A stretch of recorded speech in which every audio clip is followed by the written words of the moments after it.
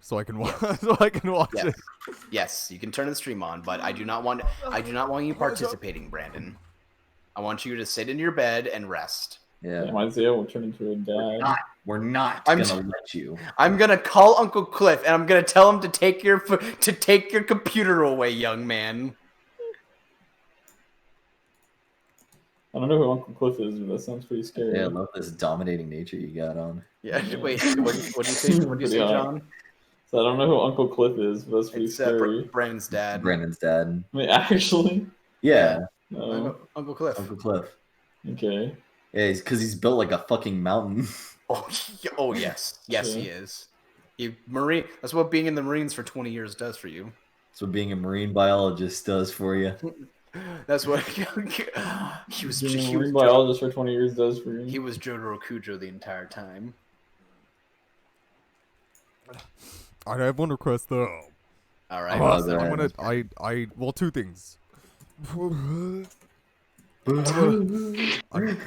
was my first request. Brandon's not gonna be able to get the request out. He's be like, all right, my first is gonna go to the toilet. I want to hear the intro and how you're fixed. Well, how we killed Ryan.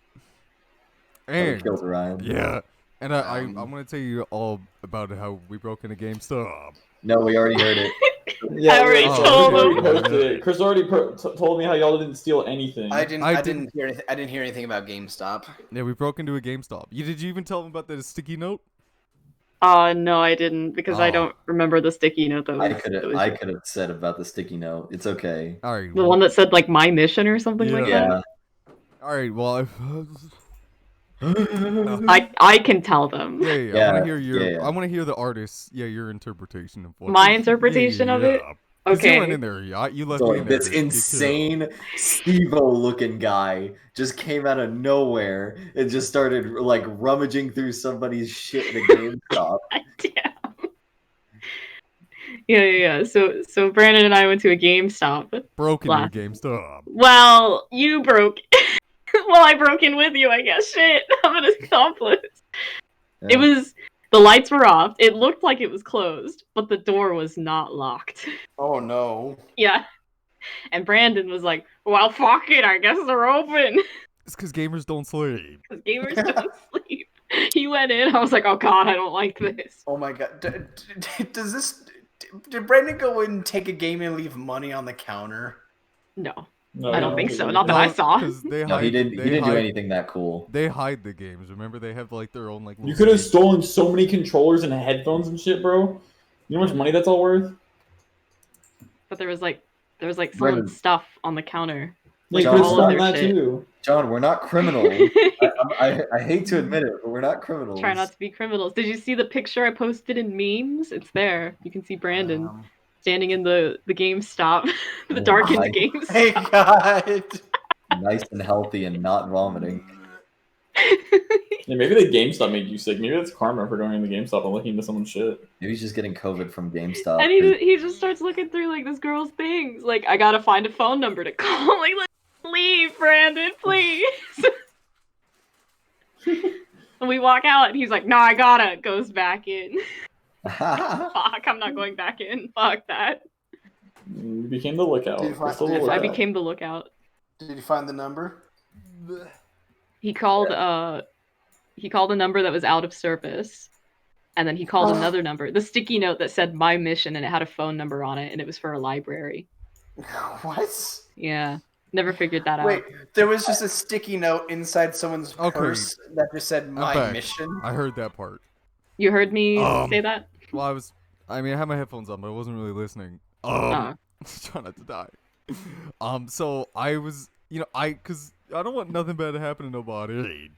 So I was like gonna go in and find a number that I can call to be like, hey, do you know insert name here? I'm not gonna say it on stream.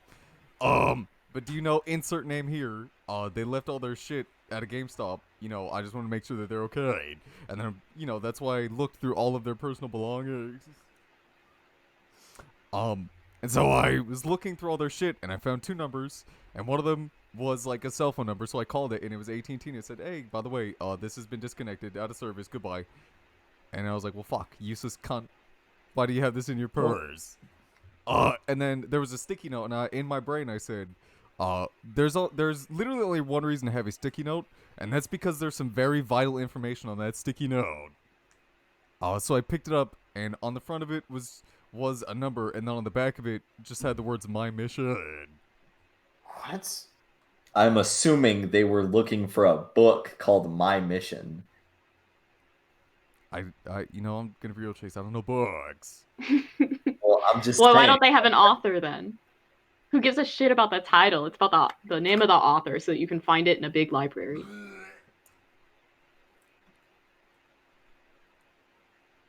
Yeah, Huh. so that's why. And then, Got you, Chase. And I told Chase this. I don't know if I told Crystal. When I came home, I was telling Dad about it, and then I decided to call the non-emergency police line. Mm-hmm. To be like, hey, by the way, we went into a GameStop at like 7 something when they're definitely not closed. And then I just told him the whole information about everything that was in there. Oh, what'd they say? Did they arrest you? I said if y'all want to come and arrest me, like, that's okay. I did incriminate myself saying I did go through their fucking purse and everything, trying to find a number. Mm-hmm. What'd they say? They said, did you see anything? And I said, no, I put everything back. I mean, I assume I had me on footage, so they can confirm that I did take nothing. So I did tell them, basically, that I went through all their shit trying to find a number to call somebody, and that it would have been like an hour, and if they went there after an hour and that all the stuff was still there, then, that'd be pretty worrisome. Yeah, that'd probably be very worrisome. Definitely. So, I mean, I assume they're never going to call me back, and I'm never going to get anything back on that, but I feel like a better person because of that. Or maybe that's why I'm sick. We'll just have to go back to that GameStop. Yeah, I was about to say, go back to that GameStop and see what happened. Yeah. Brandon, it's hard to believe that. Oh fuck! I really had something really sweet in my fucking head to say right after you said something about fucking. And then you're like, but I like fucking being hate a better person, and I like, was thinking I about. hate Brandon. Yeah, then I was like, God, I fucking can't stand saying anything nice about Brandon. Yeah, so that was what happened. So that was probably like the second most interesting thing that happened. Yeah. Not the first, because we went and ate at a fucking steakhouse. And then lit a cheesecake on fire. That's cool. That cheesecake's gone now. I ate the rest. So do we want to go ahead and start? I just want to listen to the explanation. And then I will do it. All right. Well, there's no explanation in the intro because of what happened to Enzo. You guys will have to find that out. Oh I no! don't know who that is. I have no idea who that is. Yeah, who? So let's go ahead and start. So when last we left our wanderers, Hank the dwarf rogue, Dulkin the Minotaur ranger, Tangarth the Minotaur barbarian, Estelar the shifter druid, and our recently departed from the group, Enzo the elf wizard.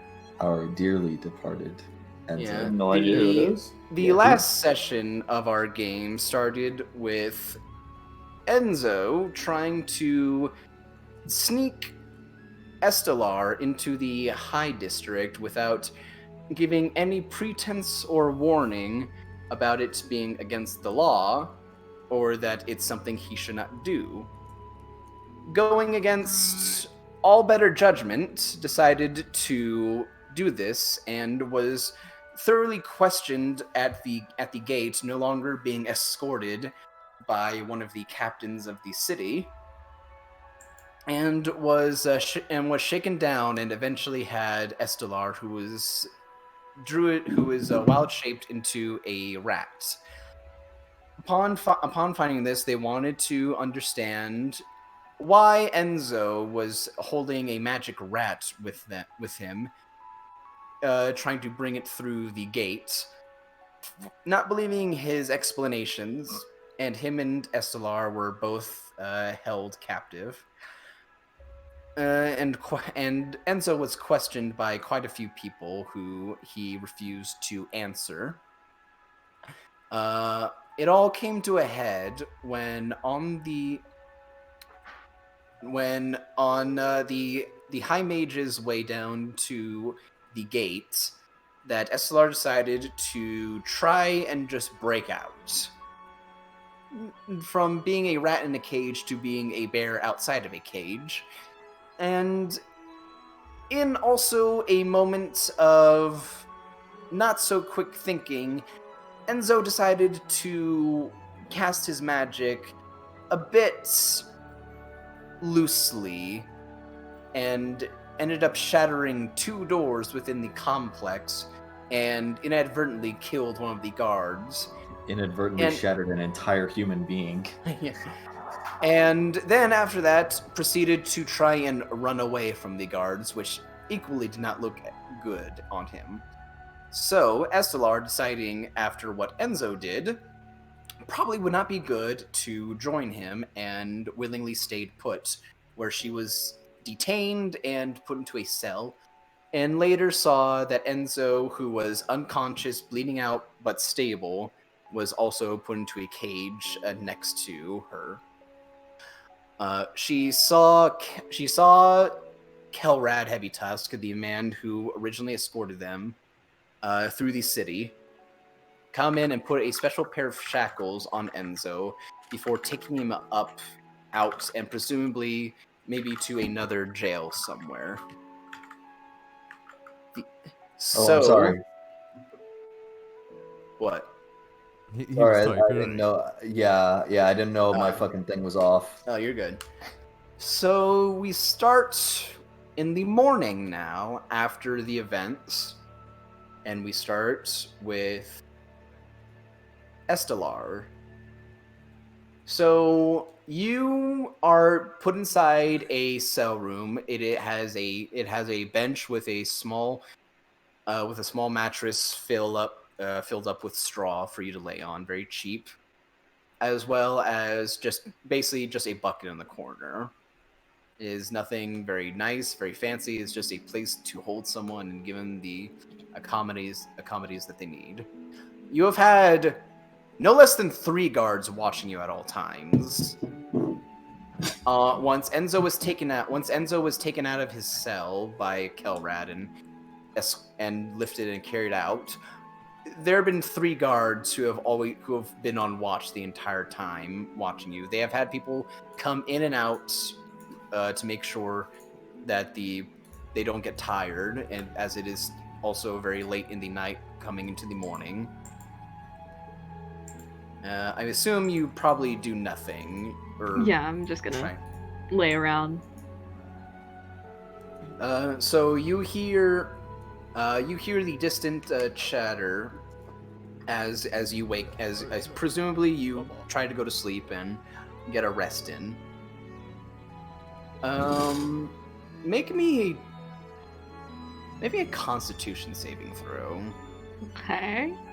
You, Starting off good, I see. Yeah, Estelar. Unfortunately, it is really, really cold inside these cells. It is uncomfortable. You have nothing other than your fur coat. You're used to being out in the snow, but you've at least had something better. And it seems like the walls here. This seems to be just like the wall, just inside the walls of the gate that just have rooms and rooms that go down the entirety of the wall, cutting off the general district from the high district. And it's not insulated. The cold gets in very easily, and you take a point of exhaustion. Mm-hmm. Whoa, okay. A whole ass point of exhaustion. You have 1 point of exhaustion. That means you have disadvantage on any ability checks that you make. Okay. Oh my god. So, as you have a very uncomfortable night inside the jail cell, and as you wake up, you notice that the guards that were watching you are no longer there, and in front of you is instead the same man that you have met thus so far, Kelrad. He is looking at you very sternly. He has his arms crossed with his back up against one of the bars of the cells adjacent to you on the other side. And seeing as you wake up, he just Let's just breathe in deeply and let's out just a slight deep breath. Just. Well, I hope you had a good night.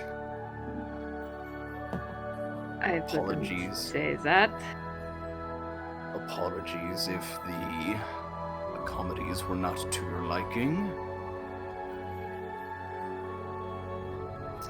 Miss Silverclaw, I'm going to have to ask you to come with me for a second, and I would advise very earnestly, and I would hope you would take this into consideration, that you do not try anything funny.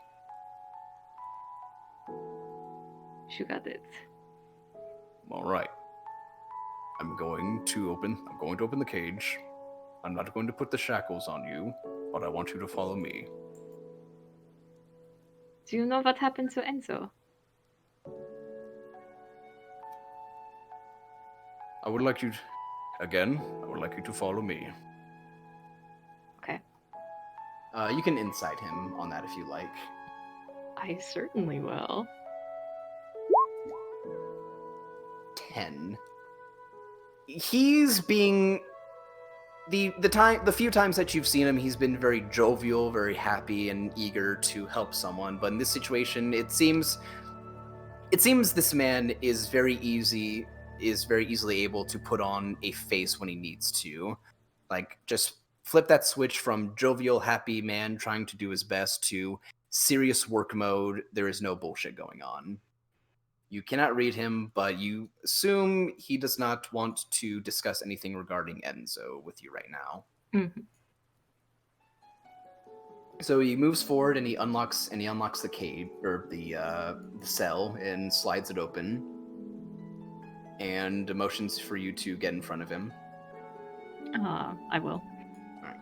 Yeah, he closes and locks the cell door, and just down the hall, we are going to the other questioning room that is not broken. So, as you both walk down with him right behind you. Also, I should mention, Kelrad. I've described him before. He's about 6'5". He's not as tall as Gib is in the blacksmithery. And he seems to have a bit of a more refined look. And he's not a full orc. He's most definitely a half orc. You can see human features on him. But he definitely does still have two very big tusks, but and more slicked back, very nice looking hair with a slightly well trimmed beard on him as well. And not as wide either. He's got some muscle and build to him, but he's not wide like most orcs you've seen are. He leads you to a room, and you can see as you go down the hallway, you can see the room that Enzo was being held in the wall is gone. The entire wall just collapsed. It's been cleaned up, but there is a large hole where that room used to be. It's basically now just with basically one of the walls. It was a 10 by it was a 10 by 10, 12 by 12 room. Not a very big one, but enough to just have two people inside of. And basically one of the walls is just completely down and just open space. You can see that there are a couple people talking. Some of the guards are talking to a couple dwarves who look like they have workers' tools on them. You can hear a couple of them going, aye, this all costs a bit. The requirements, the materials and stonework that we'll need a couple days, about 2 or 3. Just talking just about how they're going to fix the wall and what, payment and boring stuff. And he leads you into the holding room right next to it. Just opens the door and just motions for you to walk in. I'll walk in. Mm-hmm. There is just a table with 2 chairs, one on one side, one on the other. And as you walk in, he follows close in behind you and just shuts the door very slowly, and just scuttles his way over to the other chair, because it is a little cramped in here, but not too much. Like you cannot fit more than 4 people inside this room. It is meant for one-on-one conversation with people. So I assume you sit down. Mm-hmm. And as you do, he pulls back the chair and just sits down in it, and he looks at you and just sets his elbows down on the table and crosses his fingers together and puts his chin between them. Just, all right. So, first, Arvel, I would like to get the honest truth from you about what happened that night. Before I deem someone guilty of something, I at least like to get their side of the story and make a judgment based off of that. The fact that you did not go along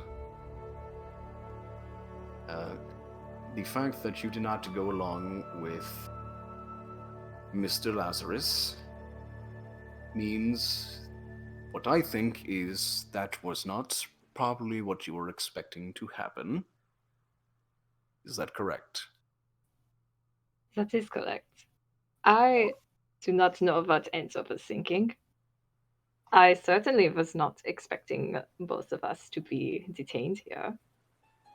I had asked him if I could stay at his place for tonight, and he agreed. Let me see real quick. Let me just do something real quick.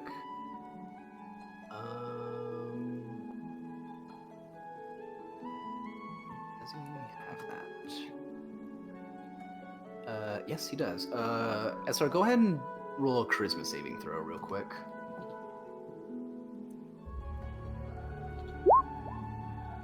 11. Unfortunately, that does not pass. As you feel an energy come off of Kelrad's being. Very very slight. It's not dangerous. Nothing like any manipulation or enchantment magic to make you do someone's bidding, or to make you do something. But roll me an Arcana check for me. Oh my god, dude. Oh my goodness. I'm so bad. What's with my rolls? Fucking whipped. You don't remember what exactly this is, but you know that your father has used it many times before. You can't remember exactly what it's done before, or exactly the name of it, or what it does, but you feel as if you cannot lie. Mm-hmm. Okay. Here, I do have a question though, Isaiah, because this was something that I was thinking about that I don't really know. So, you did tell us that no one else was allowed, like in the High District, without permissions or whatever. Yes. But nobody told Estelar in character, and No. I was thinking, yeah. No one told you in character. So then I was thinking, there was no reason for Estelar to turn into a rat, right? Mm-hmm. So I don't actually know why she would have done that. Well, Time to role play it out. that is, well, let's keep going on with the role play. So Okay. Go ahead and keep explaining. When we got to the gate, they saw me as a magic rat. I was hiding as a rat in Enzo's pocket. Mm-hmm. And No, keep going. okay. Apologies. And they wanted to know why he had a magic rat. He handed me over, and I tried to get away, of course, because, well, I did not know why they were so interested in a magic rat. But they put me in the cage somewhere, and I do not know what happened to Enzo after that. Miss Silverclaw, let me ask you something. You are not familiar with the customs in the city, yes? No, not very well. And I'm assuming Mr. Lazarus did not inform you of anything regarding the customs and laws in the city. He told me about the Maiden's Haven. But that was about it. That man was always a very impulsive one. That is a question I would like to ask before I let you know. Why were you a rat in the first place on Mr. Lazarus's body? Was it a suggestion by him, or was it more just impulsive and tiredness that came about you? He asked me to be discreet. Discreet. I did not know why, but he was so kind as to offer me a place to stay for the night, so I did as he asked. So, let me see if I can piece this story together.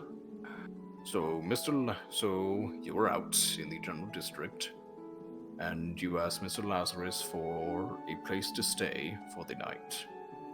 And Mr. Lazarus offered you his room in the High District. And do not mention anything other than that, and only ask you to be discreet. That is correct. Assuming from that, when you say discreet, means to be inconspicuous, I suppose. That's why you turned into a rat. Yes, that is the most discreet way I can be. Alright. What Mr. Lazarus did was Mr. Lazarus broke the law. Well, I did see him shatter a man. In more ways than one. What You was are not allowed permission. Let me put it this way. The general district of Nazril is offered to anyone who comes here. We welcome all citizens or from any place, any country outside of the region, outside of our kingdom, with open arms. As long as we know where they're coming from, get a character for them. The general district in Nazril is a home for anybody. There are limitations on the city. The middle district is a learning area where we have some of the different schools of magic that we have people who come here to learn, some citizens as well, people who wish to be mages in the court or the army, or wish to be a part of businesses as well in the middle district or even in the general district. It is a bit more of a privilege to be welcomed to the middle district. You need special permission or to prove yourself. Some of the adventurers at the Firehammers have access to the middle district, and that is where some of them stay. The High District is not for everyone. The only reason that Mr. Lazarus was given access to the High District was because of his tutelage under Master Wallace, which has been revoked. He has expressed permission for only himself to be there. In order to get someone to the High District who does not have permission, it is a moment like with what you did before with your mission with the Prince, getting permission to go into the High District. And what Mr. Lazarus did was withhold information from you. From what I can assume is he withheld information about needing to get you express permission to the High District, which is frustrating because with his connection to Wallace, he probably could have gotten very easily. Should I do have not- thought about that. I do not know why he was being very secretive of that information, considering his time here, but that is not something I can answer you right now. Regardless of that, if it ended there, it would be a different story. His use of magic, destructive magic at that, in a guard station, breaking down 2 walls, as you could see, and also Eslar, also the wall to enter inside of this is gone as well. It's just a giant hole in the entryway of the guard station now. And for the reckless death of a guard member, his fate is to be decided. That jurisdiction unfortunately goes down to a couple members on the council that I do not have any jurisdiction of. Usually Krimran, the head captain of the city, takes charge of things like this. He's a very, how do I put this into proper good words? He's a bit of a bastard when it comes to people defying the law. So the punishment for this, if left into only the hands of him, Mr. Lazarus could face a possible charge of execution.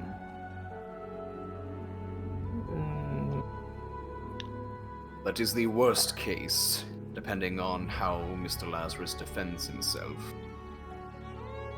Which hopefully, I have not If he seen him do does- that very good. if he does, he is an elf, so not really a life sentence in human standards, but he could face to around 50 to maybe 60 years inside of the dungeon. Then you certainly have my apologies. Enzo did not inform me of any of this. I am unfamiliar with your laws and your customs, certainly, but I have no desire to violate them. I would hope so, because the way things are right now, I would be very careful of what you decide to do next, because this stunt did not go well within the eyes of the prince. Understood. I will let him know of what you have told me. What you have told me has been no lie, and I do believe you. However, you are not without punishment, Miss Silverclaw.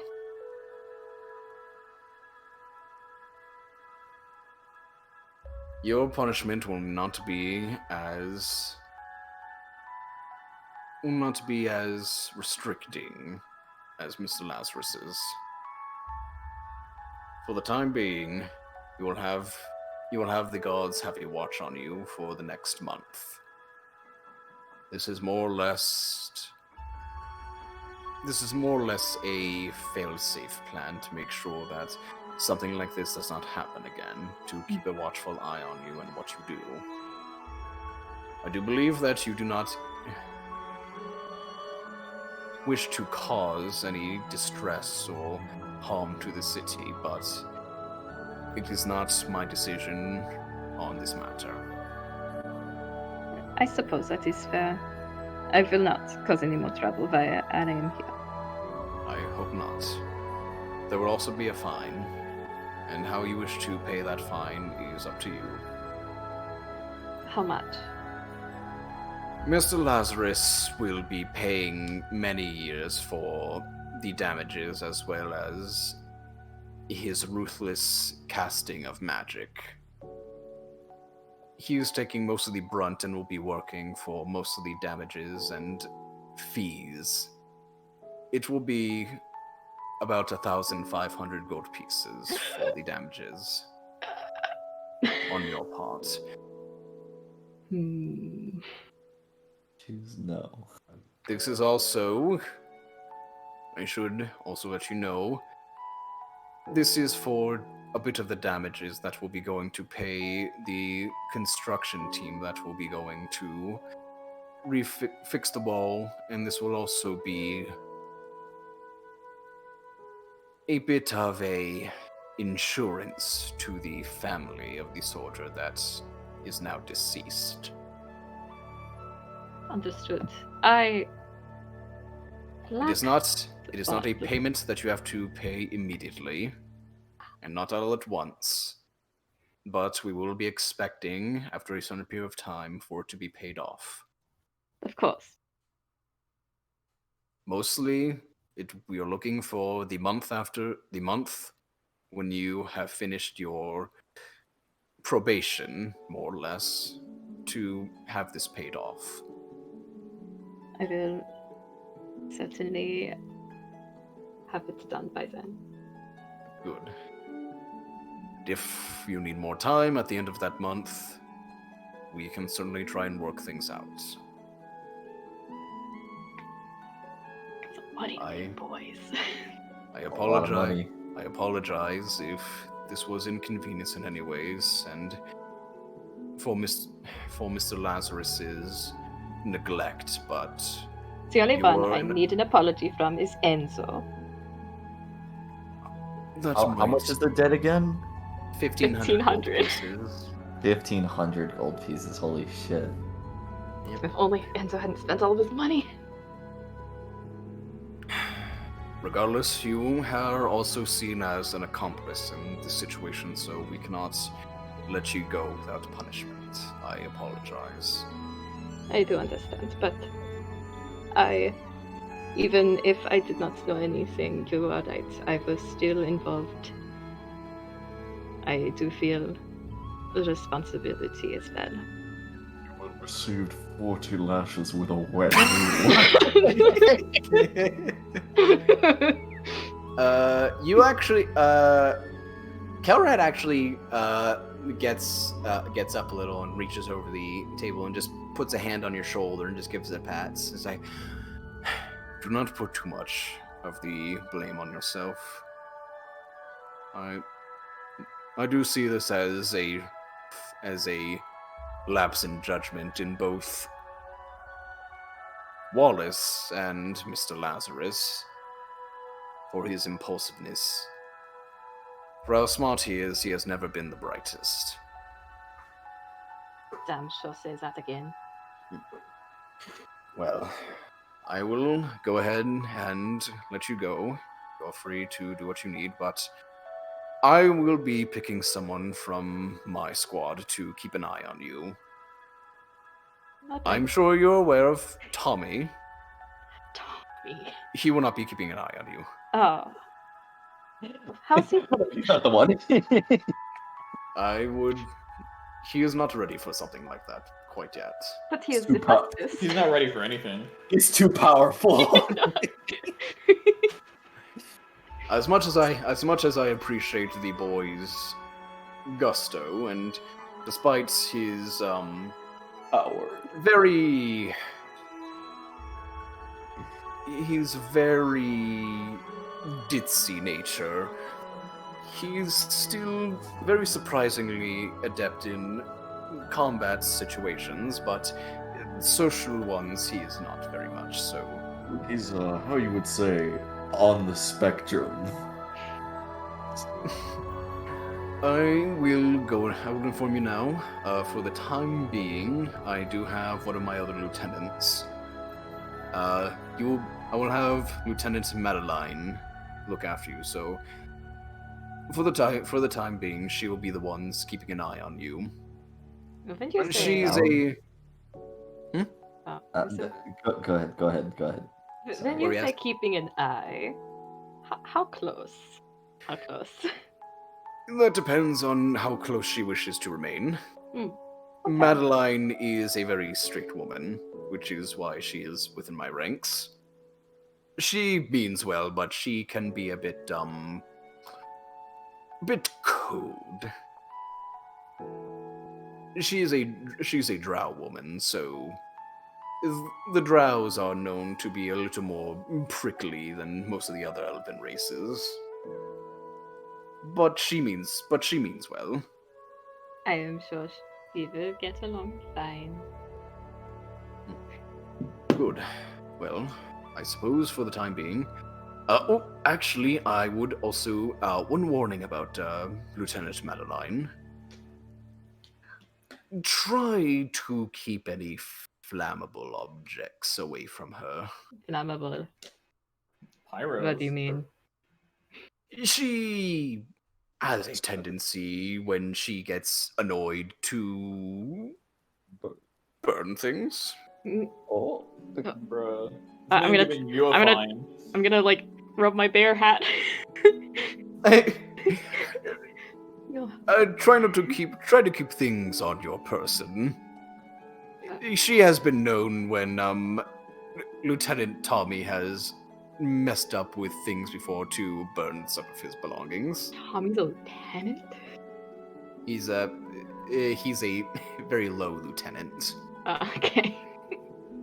Basically, you have the regular guards, and then you have the regular guards who are more or less just grunts, and then you have the lieutenants in the city, and then you have the captains. So it goes from the basic soldiers to second lieutenants, then first lieutenants, and then captain. That's how the ranking in the army here is. Tommy always struck me as just a regular ass guard, low ranking grunt boy. No, he is a little bit better than the other Low-ranking guards, shit but stain. he is a little bit of a fuck up. That's why he's the lowest lieutenant. Yes. Shit so hard on Tommy. What the fuck did he do to you? So, you do see, Kelrad gets up from his seat and holds out a hand to shake your hand. Like, I apologize for the roughness of this situation, but hopefully there are no hard feelings. That is alright, Keldrat. I just hope that you would not mind having cake with me again. Give him big shake. So, do we Roll have... roll a charisma check. Oh no, I'm not good at those, dude. 10? So is... You actually, Kelrad actually has had a stern face this entire time, very serious. When you say that, he actually does crack a smile, and you do see a little bit of that toothy grin before he tries. Yes, that would be lovely. So, I was curious. I know this was of short notice, Mhm. but do you have any art of this Madeline? Madeline? No, Madeline? Okay. not yet. And what's her like? How do you spell out her name? Is it just like Madeline? But But it's like with a Y? Her name is. Let me try and. It is fucking there. Madeline Sionadel. That's a good name. Oh, that's a good name. It's a very good name. It is. Sorry. I That haven't. was a very I think high pitched it's- screech. It Sorry. is. Burger to my house. No. Oh, bird. This is how you spell her name.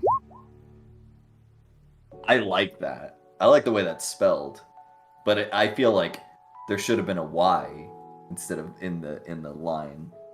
But I like the way that last name is spelled. Oh yeah. So Kelrad shakes her hand and he goes over to the door and opens it up. Roll me as he was escorting you out. I guess just roll me a perception check. 14.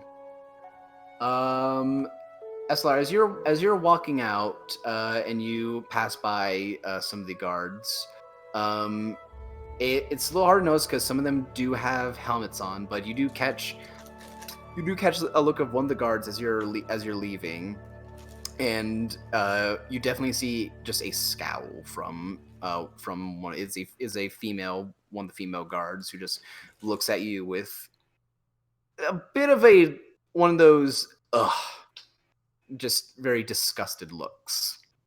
They seem to not like you. Wow, what a bitch! Didn't even do nothing. I bet she's a fucking Argonian. She's not. I will say with that, you did notice them looking at you, but you did not catch any facial expressions until you saw that woman. You can make the assumption that you probably do not have good standings with the guard right now. Mm-hmm. She's just mad that you're hotter than her. Yeah, for real. So you get to look at my washboard abs. Oh yeah. All right. So, Kelrad he goes ahead and asks you where the others are for the night, and I assume you tell him that they're either at the Maiden's Haven. Yeah, Maiden's Haven, and then wherever Dolkeen went. Dolkin did not say where he was going, so you guys don't know where he is. Oh, okay, then I'll tell him that. Okay, so yeah, he is willing to escort you to the Maiden's Haven and drop you off there before you are before Madeline comes. So Yeah. now we move on to Hank and Tangarth. I just did sex. do we want to? Did you do sex? I thought you failed at doing sex. Do we I want did it last night. He got a quick handy. That's about the extent. I did go too big. Sorry, what are you asking, Chase? We're just gonna role play out like how we wake up. Yeah. I'm just gonna set the scene. How you guys wake up, you're fine. So you both wake up in your rooms. You, needless to say, the beds are very, very comfortable. They're silky, very air soft mattresses. It feels like you're almost just like laying on a cloud, and the pillows are plush and plump and so soft, and they just sit right underneath your head.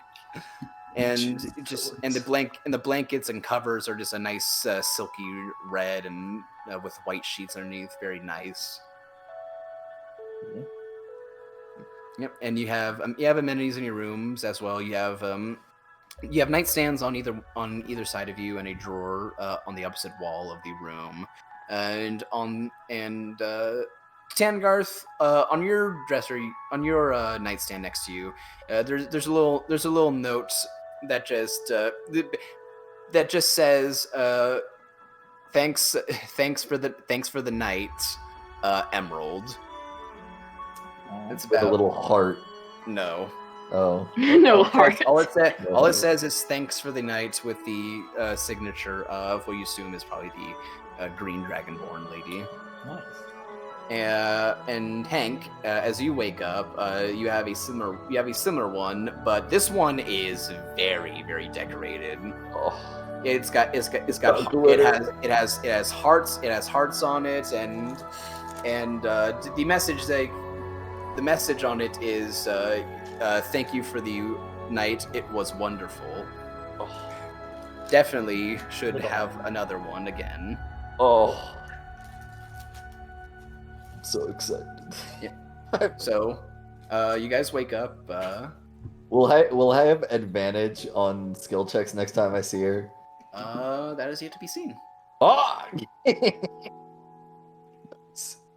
Okay. All right. So, however you guys wake up, you come out of your rooms, and you immediately just feel the smell of just bacon and eggs being cooked, and also what seems like pork chops, maybe. Pork.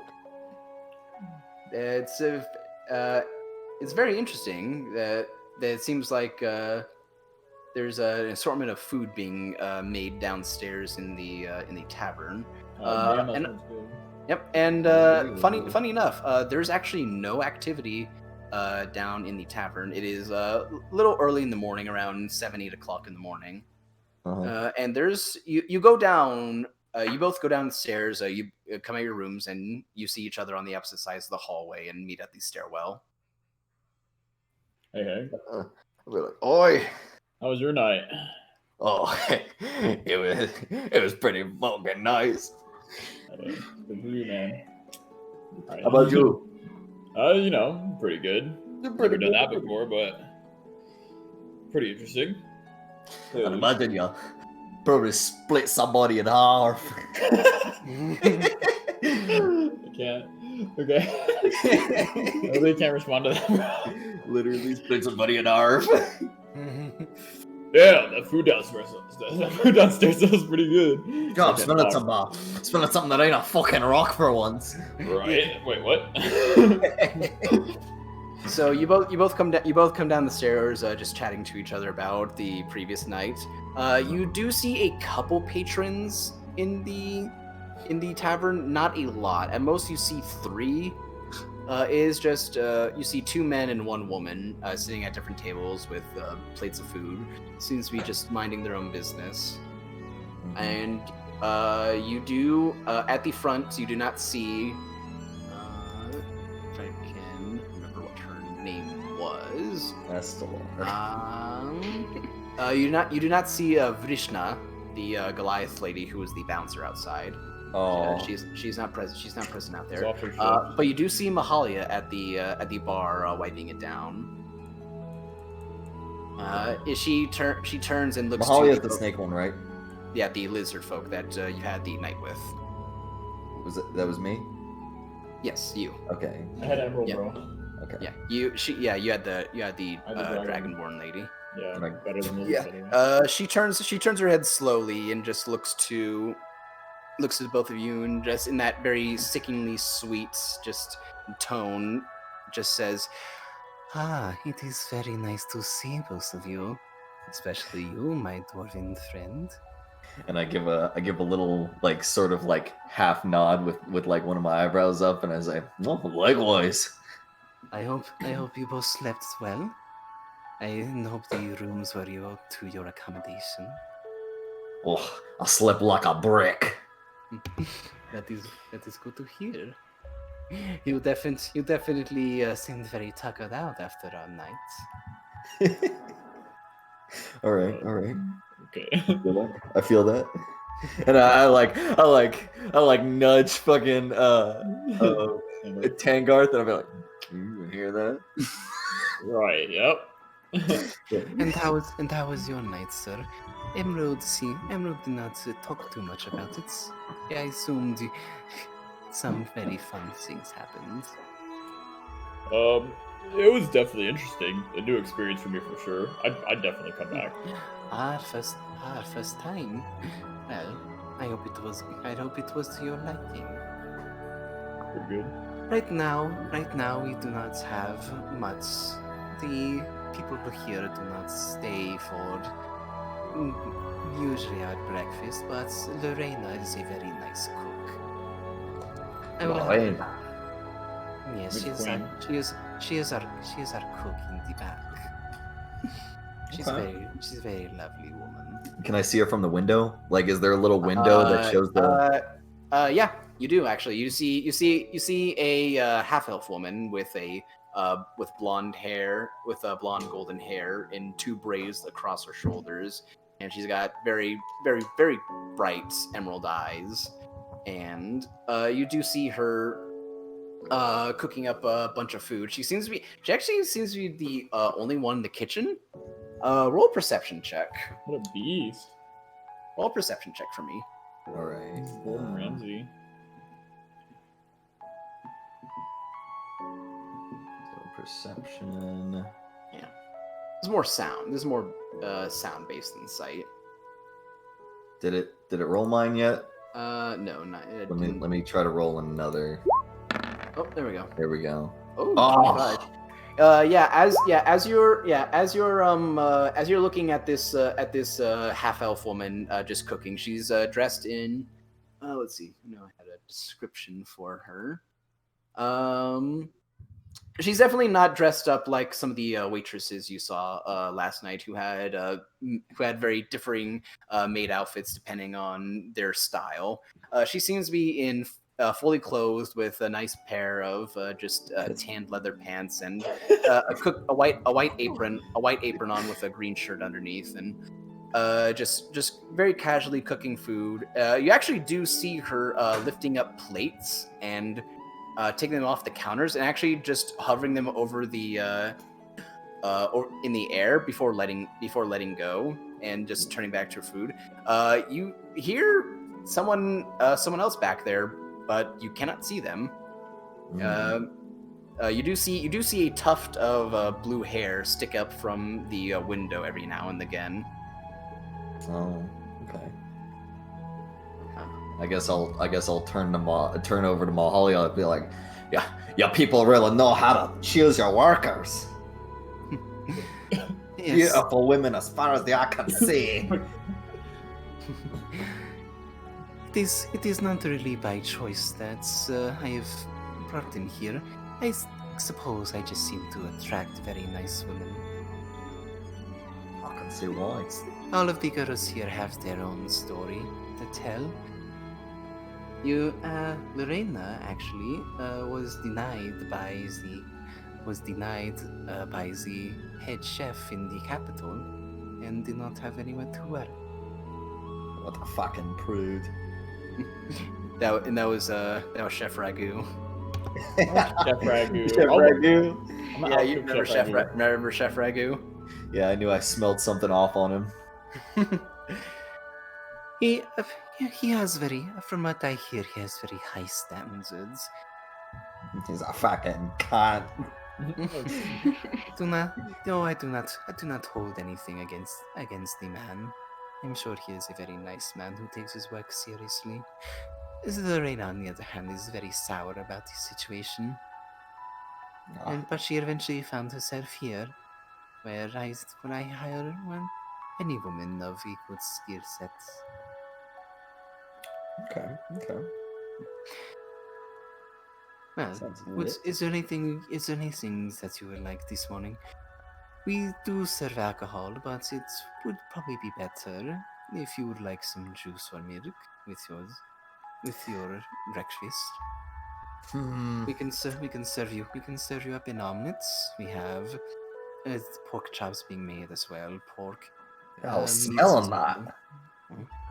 Eggs as well as bacon. It's catching a whiff of some pork. I might consider that. Oh no! This is a joke. Oh no! The park is outside.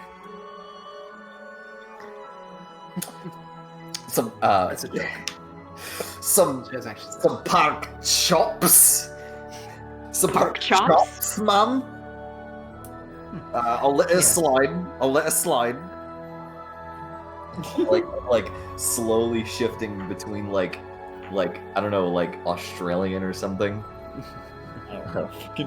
Yeah, like something. It's fine. Yeah, it's all good. Alrighty. Alright. You would like a pork chop meal? Would you like any rice, any vegetables on the side as well with that? We have a very nice assortment of carrots and broccoli with that. My parents always told me that if I ate my grains, I'd grow big and strong, and I'm only strong instead of being big. I think I'll just go with the park. Oh, don't worry, dear. You're definitely very big when it counts. Nice. Fucking nice, bro. I'll look over the tin guard and be like, "Yo, you know what? I think I might get some grains in me." Very, very good, sir.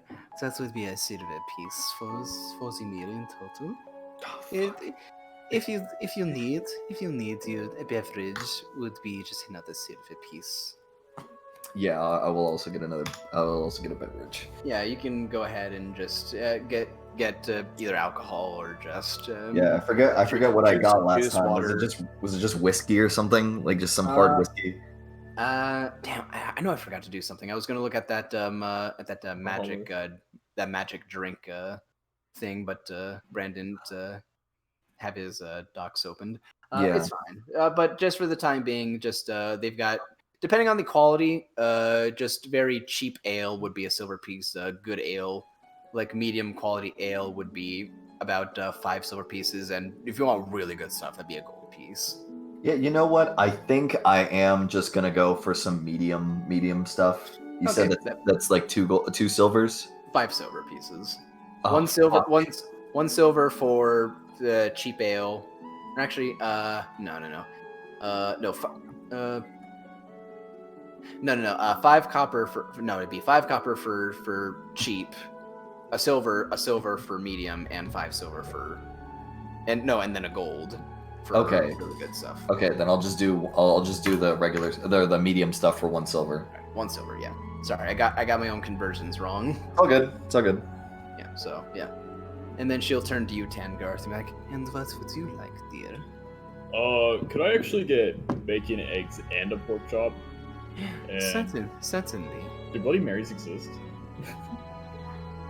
Yeah. Yeah, Yeah. You one can Bloody Mary. an equivalent of a Bloody Mary. Sure. That too. I'm trying. Just a second, I gotta piss. I'll be right back. Blood magic brew. That's a very popular one. Nice. Okay. Yeah, for sure. Yeah, that'll be that'll be a silver piece. Okay. It's For nice, everything? Or how much but is everything? for 2 silver in total, 1 for the In meal and total? 1 for the drink. Got it.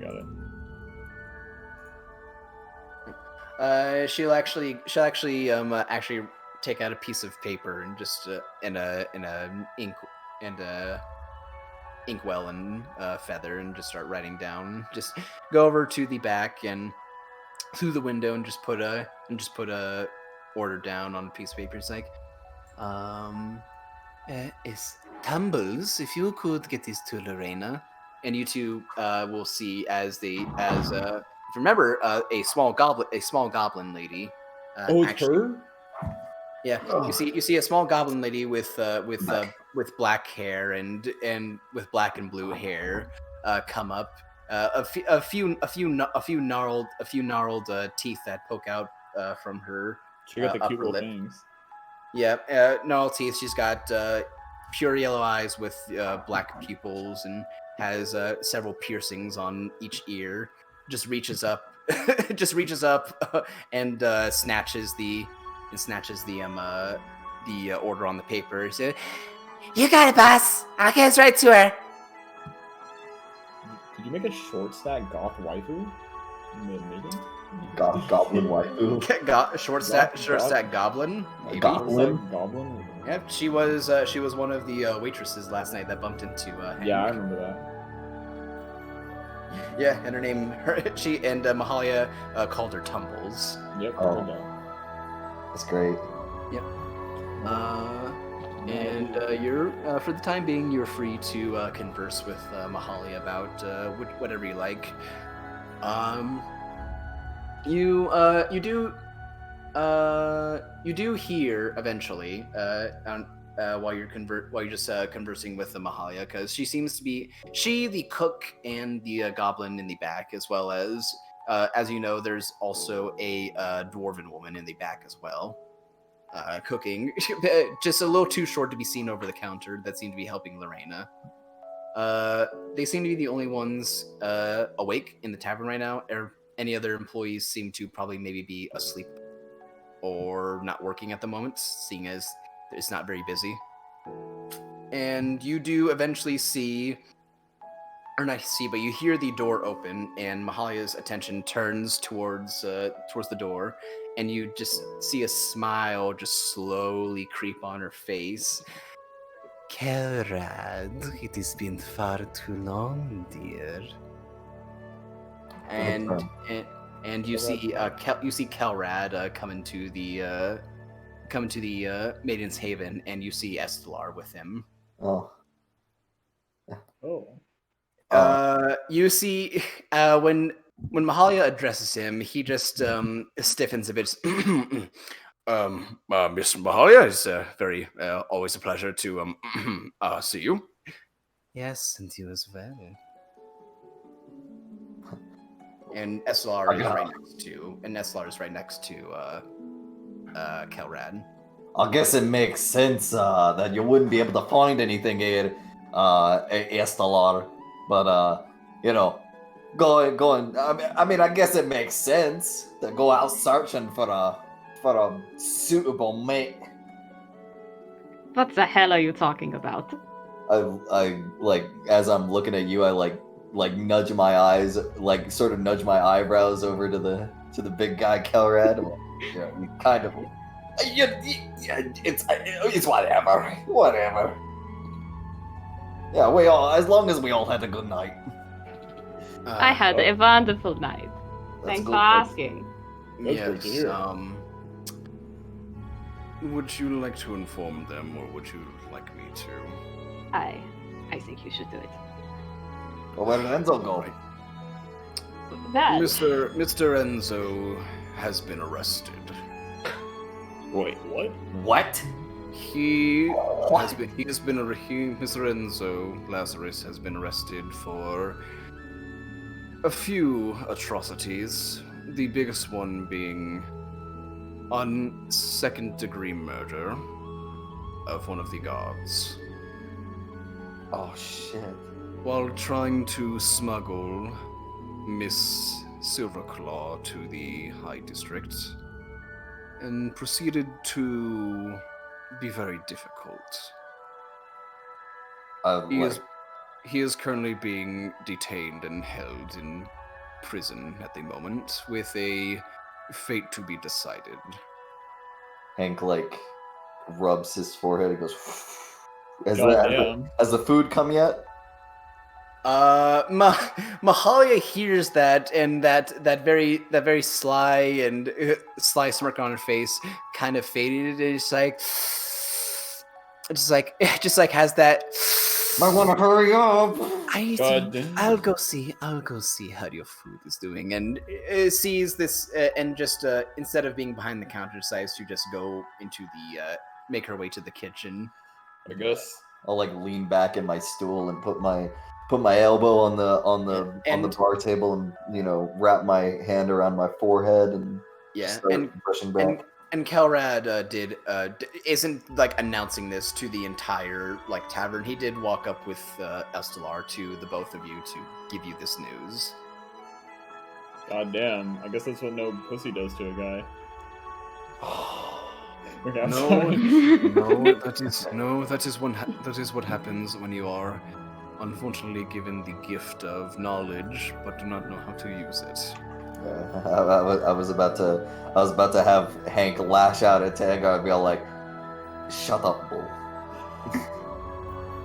I apologize for your friend, but unfortunately, I do not see him setting foot outside of prison time.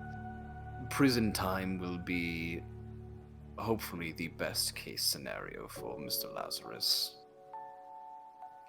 Well, Hank is just like, he's got his like hand on his forehead and he's just rubbing his eyes. He's like, fuck.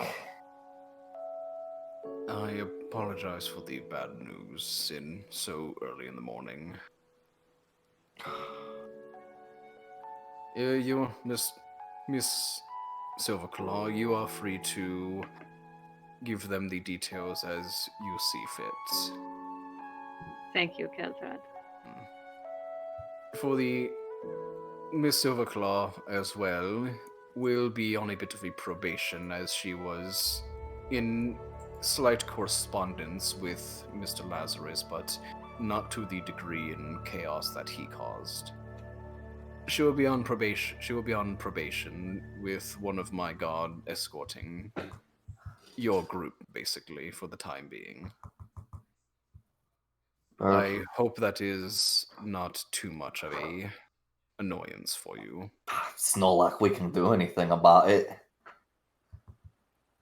Yes, it's if I had my way and my rule, I do believe in Miss Overclaw's innocence, but the council as well as Crimran are not so amicable as I would be. It's not ours. Not ours. You know? Shit happens. I hope this does not sour anything between you and the god. Certainly not. I appreciate everything you've done, Kevin. My first duty in this city is to help people, and I try to always give the benefit of the doubt. A little bit of a flaw, but I do think 9 out of 10 times it is good for making it whatever. Oh, you roboted out. Oh, did I? Oh, yeah, it's still going. Yeah, it's still going. Oh, It's really bad. Yeah. It's juicy. It's juicy. Yeah. Are you heading back? Uh Is oh. he out? DDoSing him. I'm DDoSing him right now. He's like Being DDoS. I'm being literally DDoSed DDoSing him. I said fuck this. No, I'm just kidding. Oh, is it Discord? I'm Is it Discord or is it you, Isaiah? I'm DDoSing his Discord. Oh no. I ratted his computer in his files. I'm seeing all the next bosses we're fighting. Oh.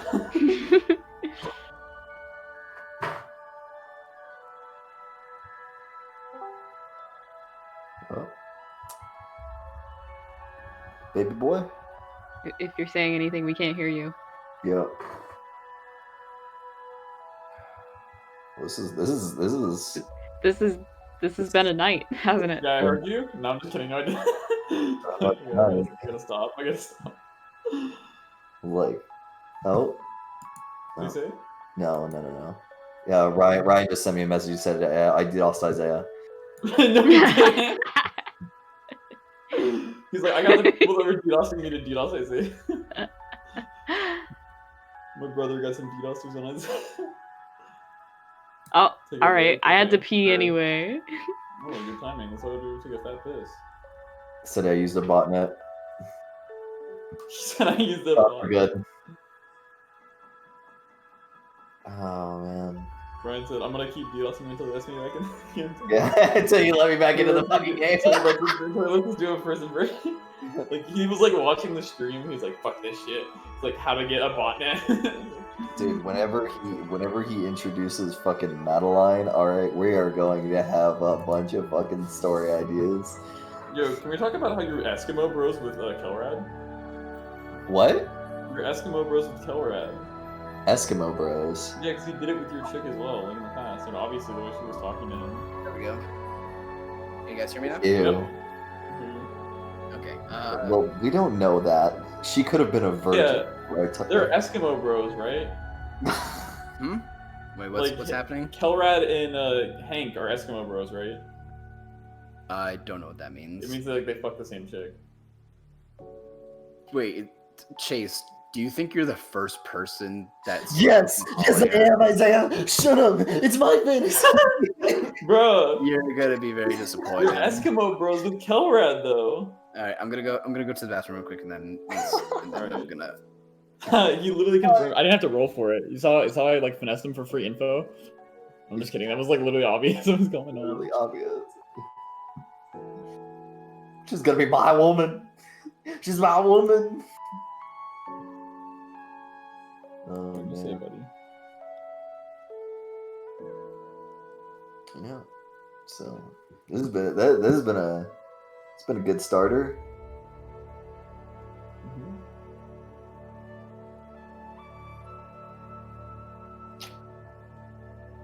Man, did not. I mean, it's working. It's working so far.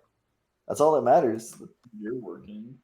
Damn. You know what? You kind of right, John. I'm kind of working right now. Goddamn right, I'm right. Every time I was goddamn wrong. Goddamn right.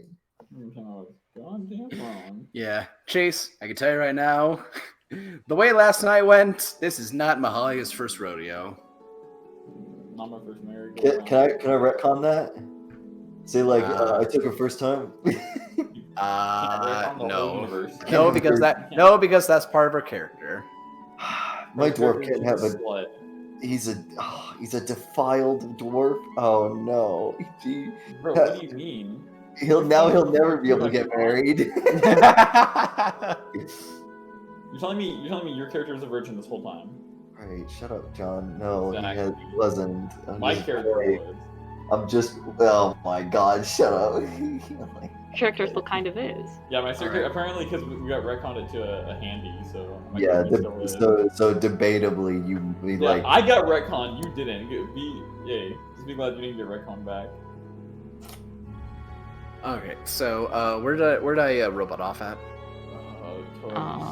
You're so, yeah, Calrad was saying something about like leaving or something. Like he's all like, I hope this hasn't put a sour or something. Yeah.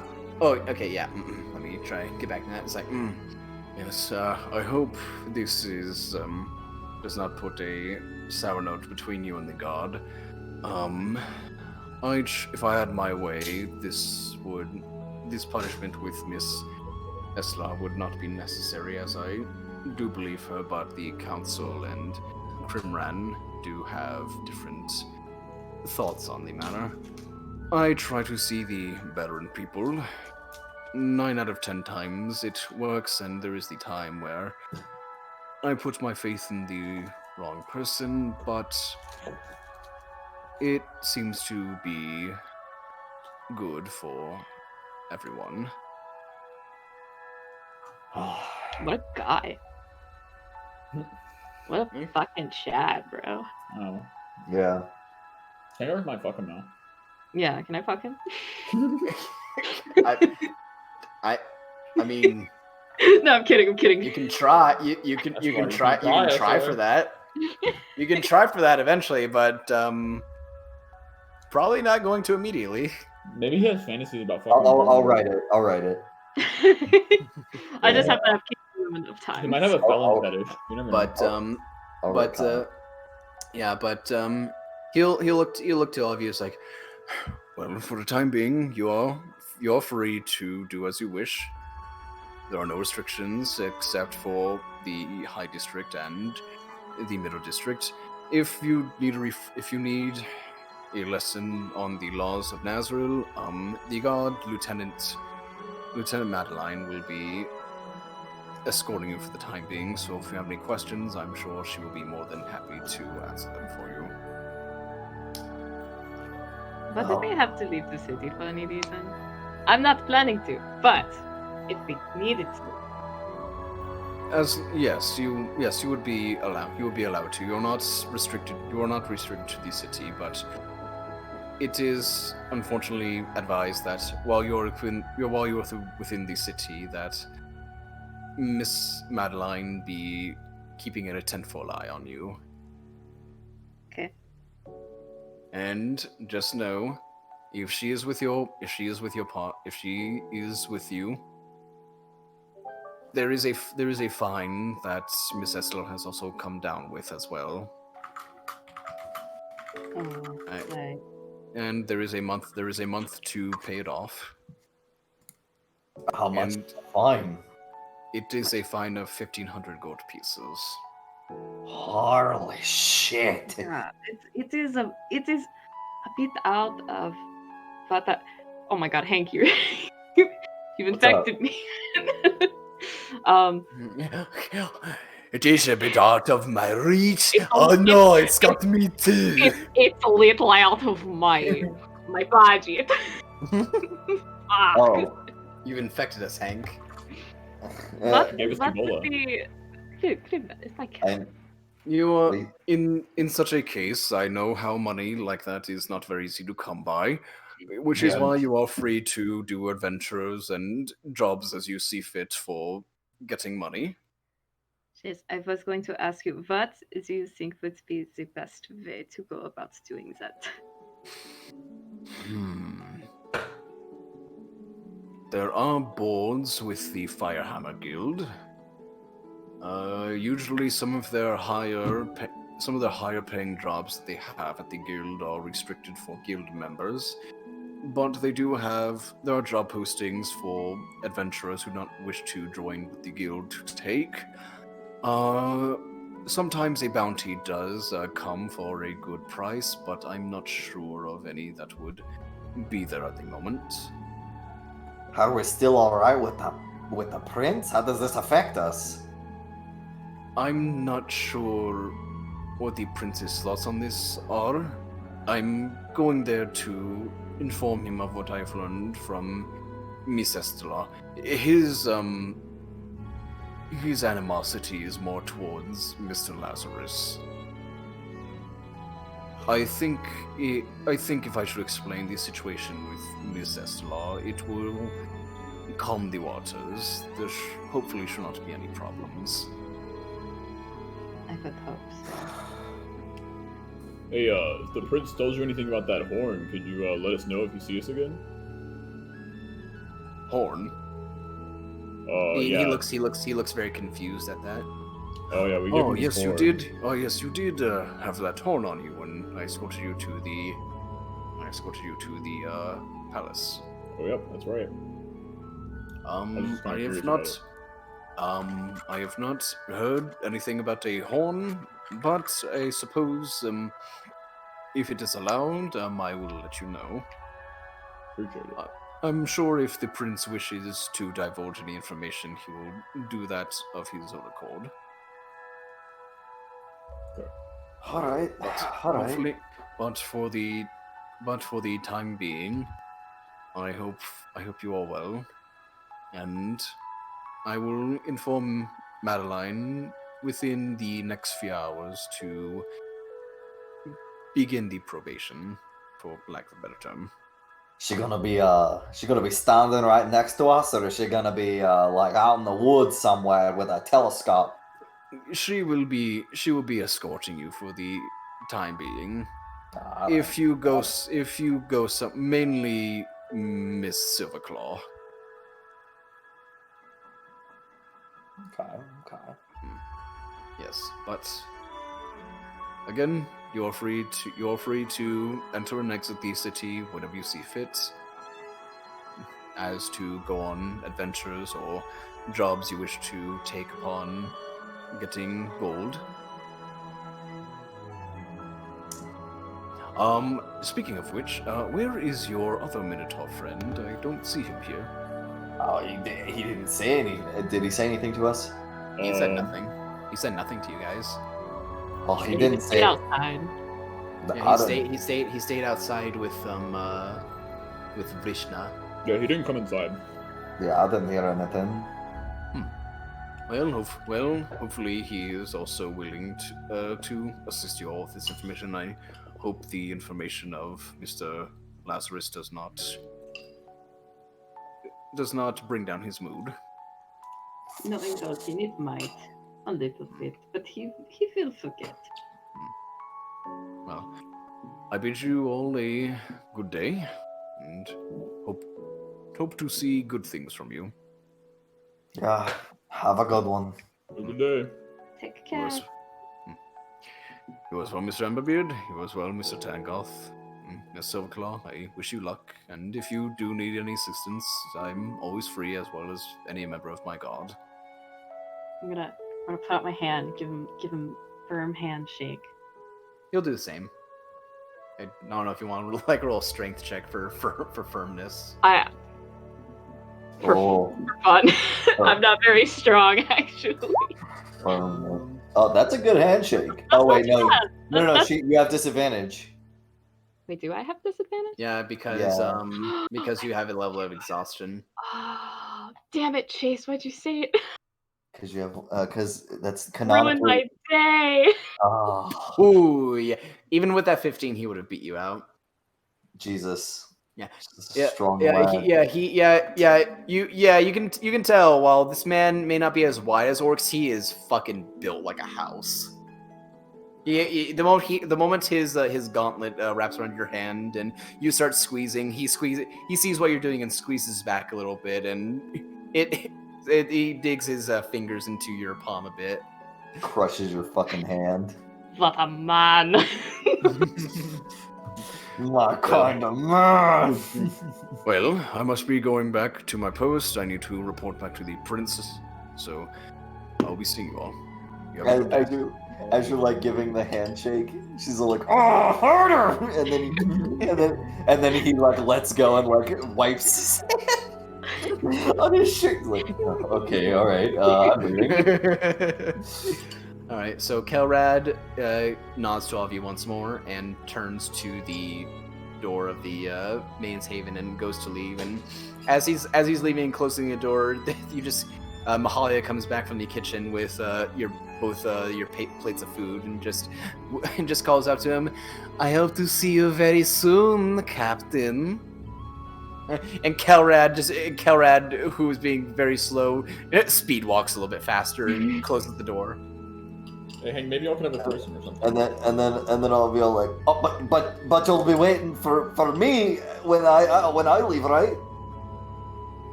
No. Yeah, as she sets down the plates of food, she just looks at you, she's like, my young dwarven friend.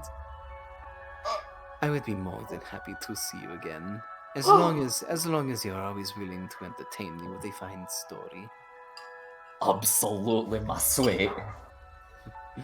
She leans her hand across the table and gives you a pat on the cheek. And remember, she's very tall.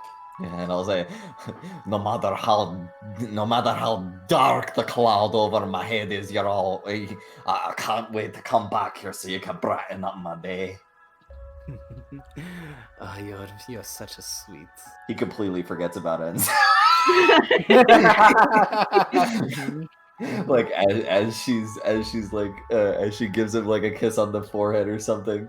No, she patted your cheek. Patted my cheek as soon as she did is like, yeah, who and who?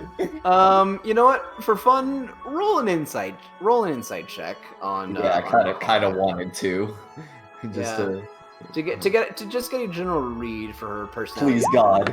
Oh my God, I'm terrible. Let's roll for her. Oh.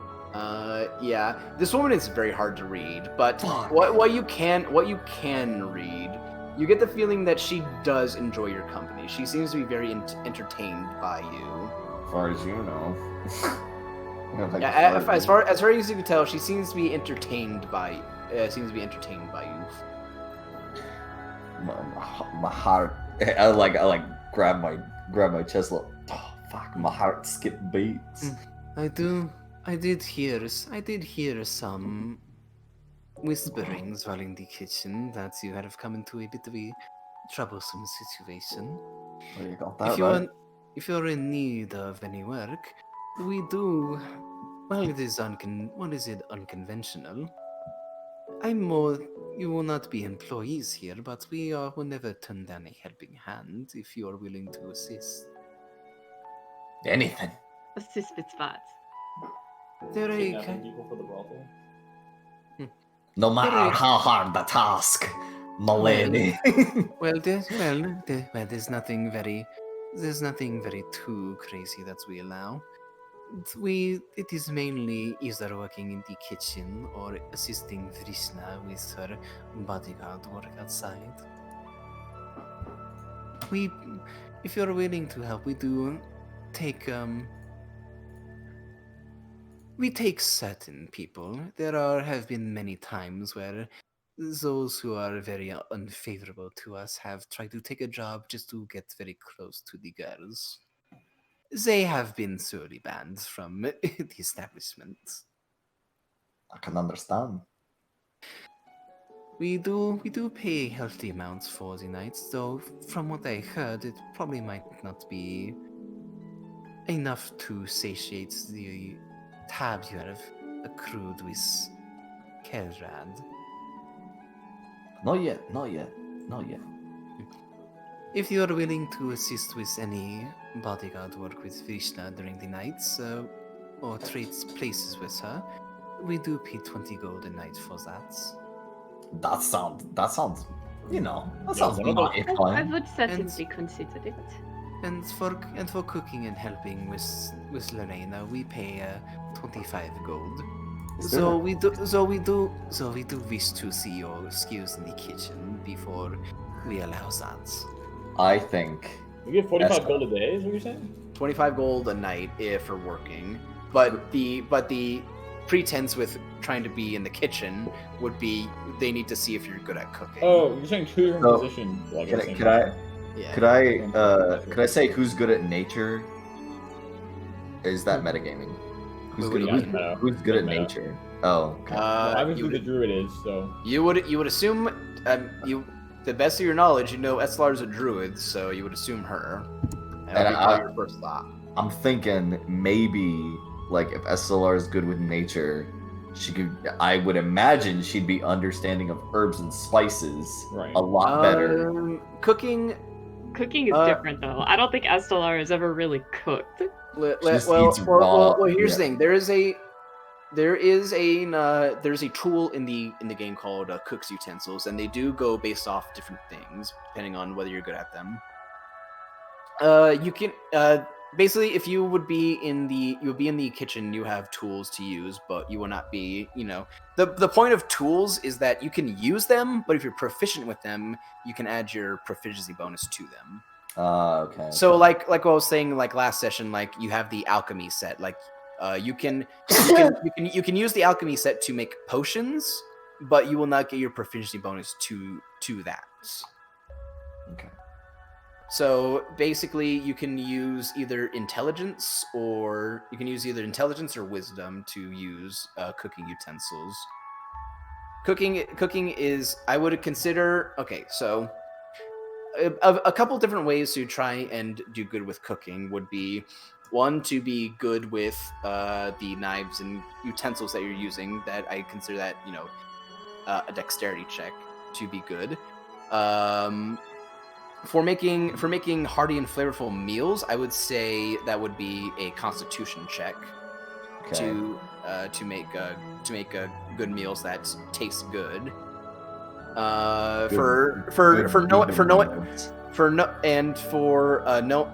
Knowing spices or herbs or trying to use ingredients, that would be an intelligence or wisdom.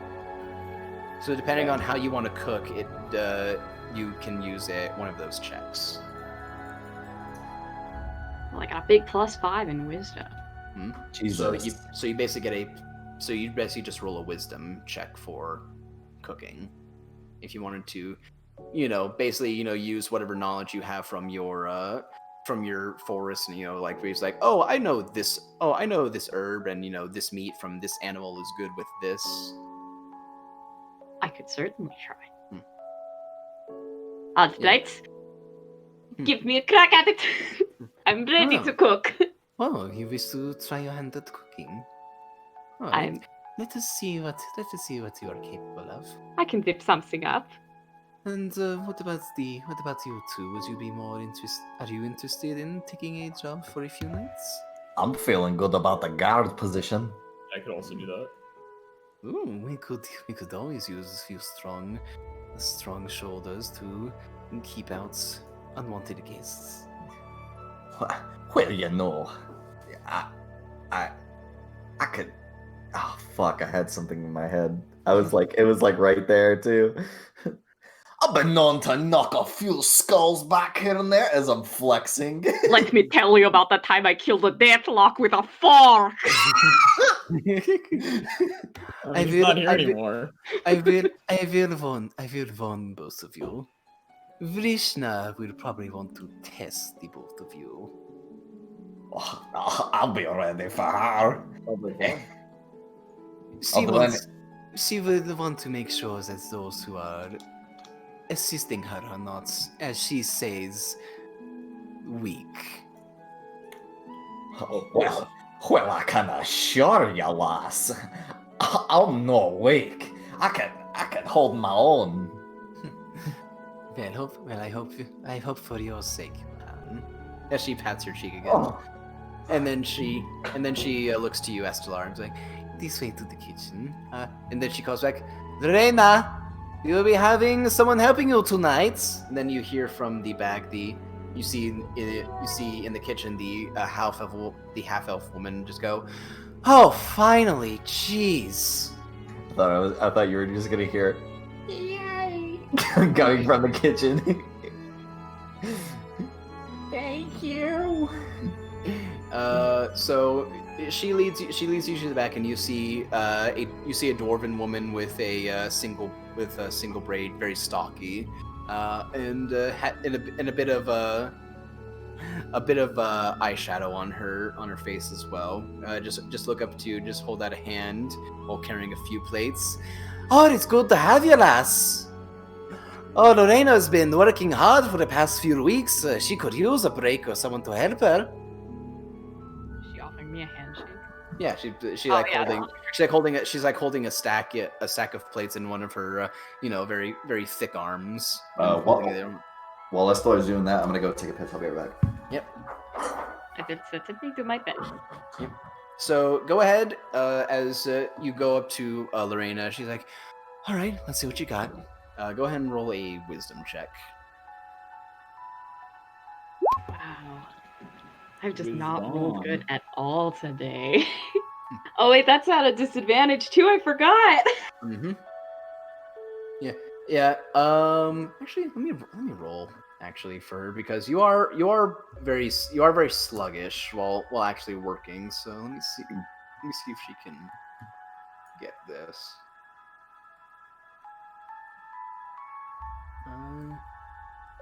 The GM roll, so we can see what we get. Oh, that's actually really good. This half elf girl who's a slightly bit shorter than you, just looks while you're working. It's not bad. You definitely are able to use the utensils, like you're able to cut up vegetables and sear meat well. It's not the best it could be, but it's not awful. And she looks at you and is like, bit slow, but not bad. You at least seem to know what you're doing.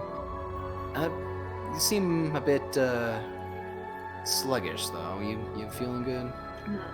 My apologies. I did not have the best night last night. You know what? It's not the shittiest thing I've seen, so I'm willing to give you a chance for the night. Thank you. I do appreciate. So why don't you go ahead? Why don't you go ahead and just take one of the rooms, have a nap, and we'll see if you can do better tonight. You got it. Yeah. So, basically, she's asking you to just go upstairs and take a long rest. I will most definitely do that. Which by D&D rules, you can't take a long rest after you take a long rest, but you do not get a good long rest. So, I will say you'll be able to sleep and wake up and be ready. And you two want to try and take up guard duty, bodyguard duty outside. Sure. Oh, She said he was gonna go pee, but I figured he'd be back by now. Yeah, I wouldn't think so as well. All right, Yeah, well, he said so too, though, I'm pretty sure. We'll start with you, Tangarth. So, Okay. you wait a little while, and a couple hours go by as it gets into noon afternoon, and a couple more patrons seem to come out of their rooms and leave, and come out of the rooms, get some food and leave. And it seems that the tavern seems to be picking up a little bit, but you can definitely tell, both you and Hank, that the attraction is definitely, nights. Seems to be a lot of activity that happens at night. Mm-hmm. So, as this time passes by, you see some of the other workers and female employees come down from also the rooms upstairs, down the main stairwell, and start to just mosey about, just talk. They seem to not be working yet. Mahalia seems to pick up the brunt of a lot of work, while it is not busy in the morning. And you do see that same Goliath woman actually come down the stairs as well, Vrishna, and she does look to everybody and just give the girls a good morning. and goes over to Mahalia, who just talks with her for a little bit, and then she points towards the two of you. And then Vrishna just slowly turns her head towards the both of you, and makes her way over here. Oh, hello. So, I heard Tiny Men wish to join me in bodyguard duty.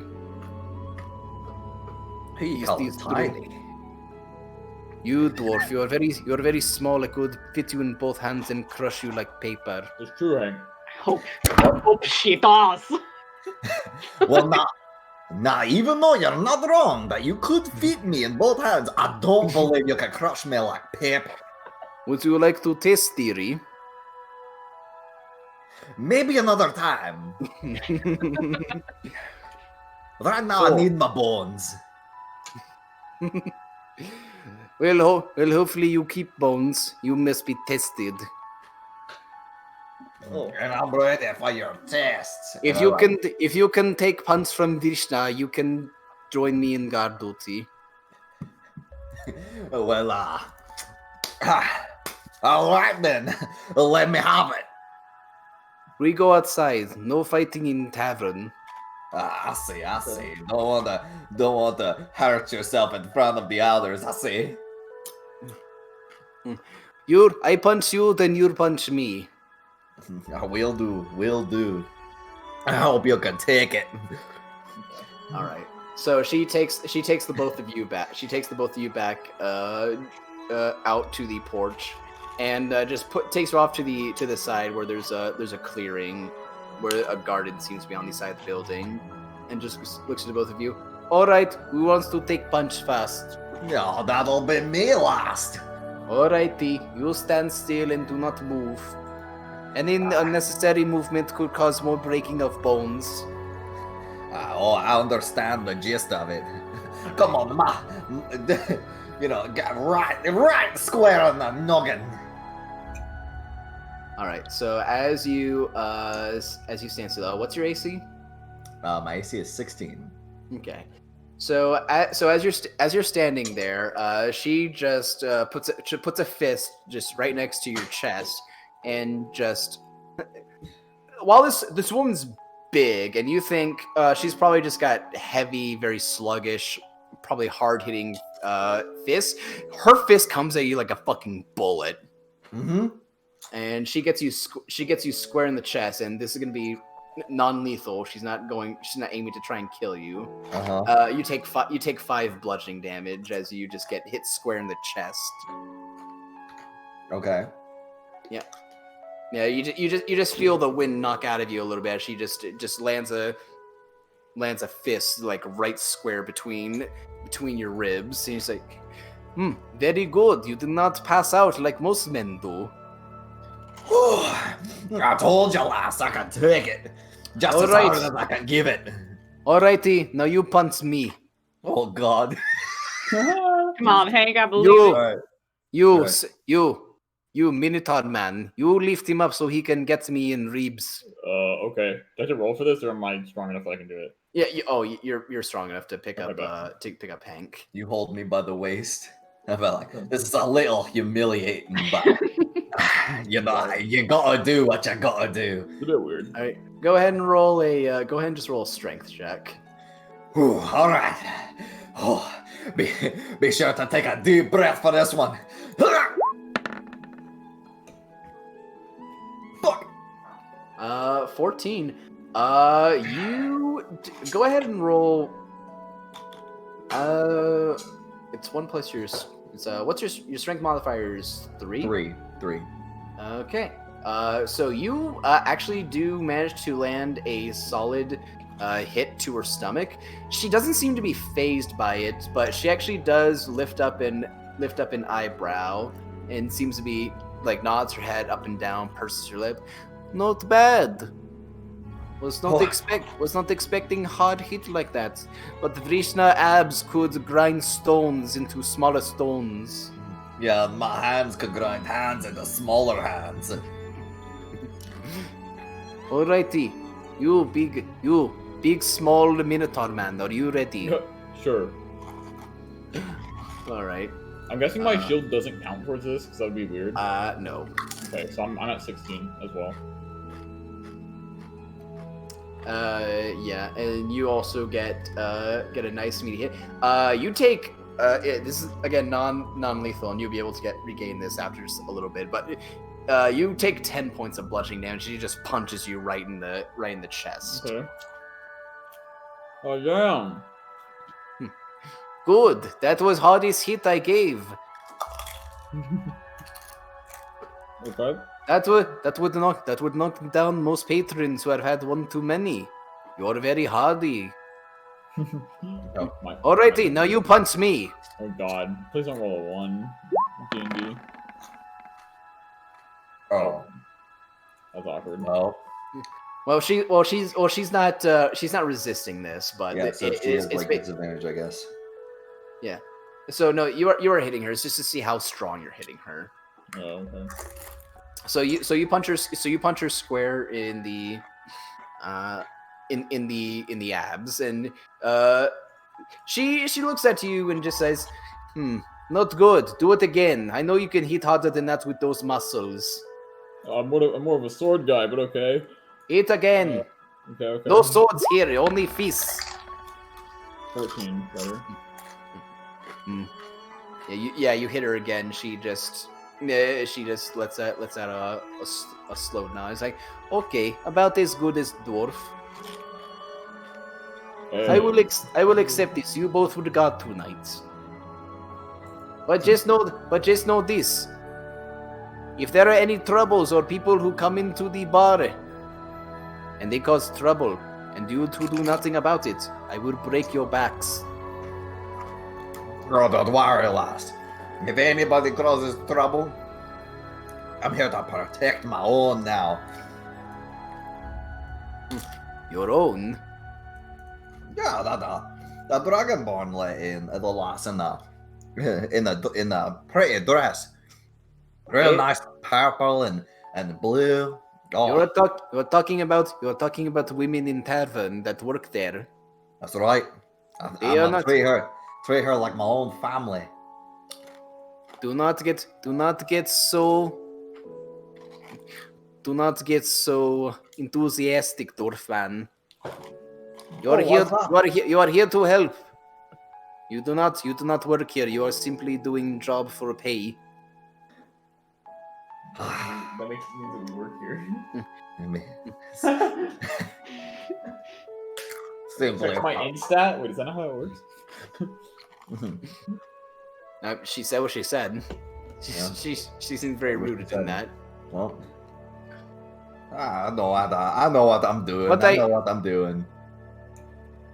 But I suppose what they say, it is thought that counts.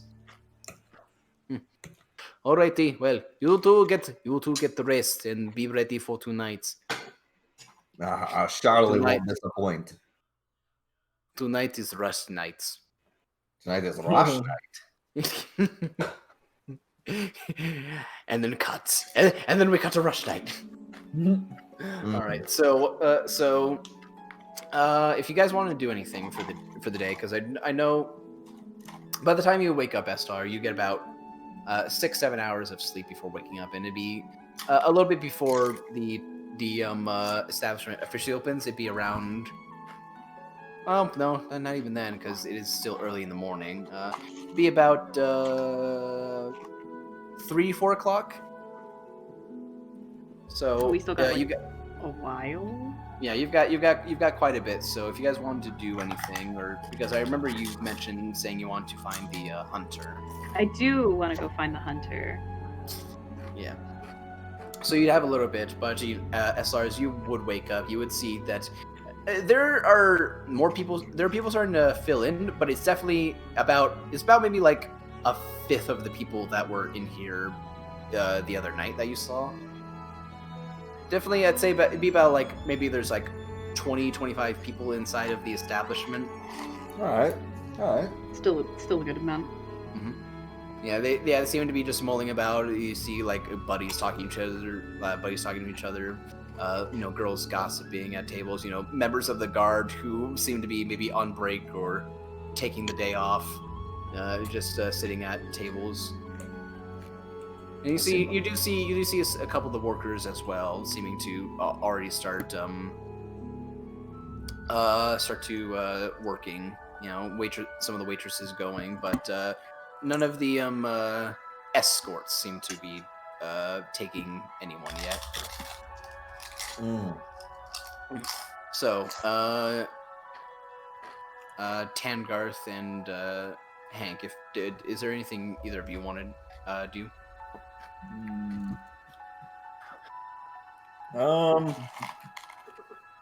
You know, I don't. Yeah, I don't think so, honestly. I don't think so. I don't have anything in mind as of right now. Yeah, there's not a lot of things I can think of. I really want to know about that horn because I feel like since my character knew the history, I was kind of curious about it. Well, you know the history from your tribe, yeah, worshipping the stories of the old. Yeah, I don't want my tribe having it, so I really want to like know what's going on. They didn't have it. I know, but I don't want them even knowing about it. So I'm just like, okay. That's why I'm so curious about it. Because like I'm like, yeah, fuck my tribe, you know, type thing. Like. All right. So what would you two be doing then if you don't? So where would you guys be hanging out? Would you be hanging out with each other, or would you just be off doing your own thing? I would imagine that we're hanging out with each other for the day. Yeah, we'll be chilling, bro. I'm down. We're supposed to be working tonight, so. Would you just be hanging out? Would you just be hanging out at the bar, or would you hang out maybe outside, trying to go somewhere? Yeah, I was gonna say we'd probably go somewhere to eat. Yeah. Okay. Probably go somewhere. As you go out, you decide to just wander a little bit more around the. This would be when Estelar is sleeping, so this would be around late morning to around noonish. Okay. You'll be doing this. Decide to venture a little bit more around the Nazrul General District. Just get a better feel of just like the layout of the city. Because it is very big. From one side of the city to the other, it probably take about maybe an hour of walking to go from one side of the city to the other. Oh. From wall to wall, it's very big, and as well. You decide to look around. You see, Gib is not one of the people like Gib is not one of the only blacksmith shops. There are other blacksmith places, and there are other general stores and and small little magic shops or jewelers around. Okay. But you know the places you've been seem to be probably some of the more popular places that you've been to. Mm-hmm. And as you guys go around, you find yourself at a small little shop.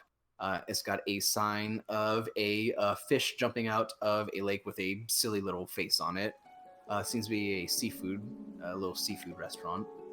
And, you know, makes sense considering the castle is located on the basically precipice of a giant lake. So you both, I assume, walk into the store. You immediately get hit with the senses of different seafood life. You know, you get hit with the smell of crabs and lobsters. You know, different fishes being cooked. Just like a general buttery smell to the air. Oh. Buttery seafoody smell. And behind you see a Triton man who looks like he has a headband on, cutting up a bunch of fish over a grill at the front of the store, and he looks to the two of you as he is serving up a couple human women as well as another Triton female behind him in another part of the kitchen. He's like, "Oh, welcome. How are you guys doing? It's good to see new customers." And what is the person that's talking? Triton. He's a Triton. They're fit. Oh, They're basically. Yeah, but I thought it was a Triton female. No, it is a male. There's a male who is currently cutting up and serving fish, and there's a female behind there. There's another female Triton, but she was in charge of a magic shop. Okay. Yeah, the female behind the counter is definitely not the same person who was not the same as Finny Deepscale that you met. Finny Deep Scale. I Yeah. like that Yeah. name. Deep scale. Yeah, you see just this friendly trained man with just long red hair, just down to his shoulders. He has a very friendly looking face with a couple of sharp teeth. He looks to be maybe like a lionfish triton. Oh, lionfish? That's Yeah. sick. Yeah. You see also the woman also appears to be a lionfish as well.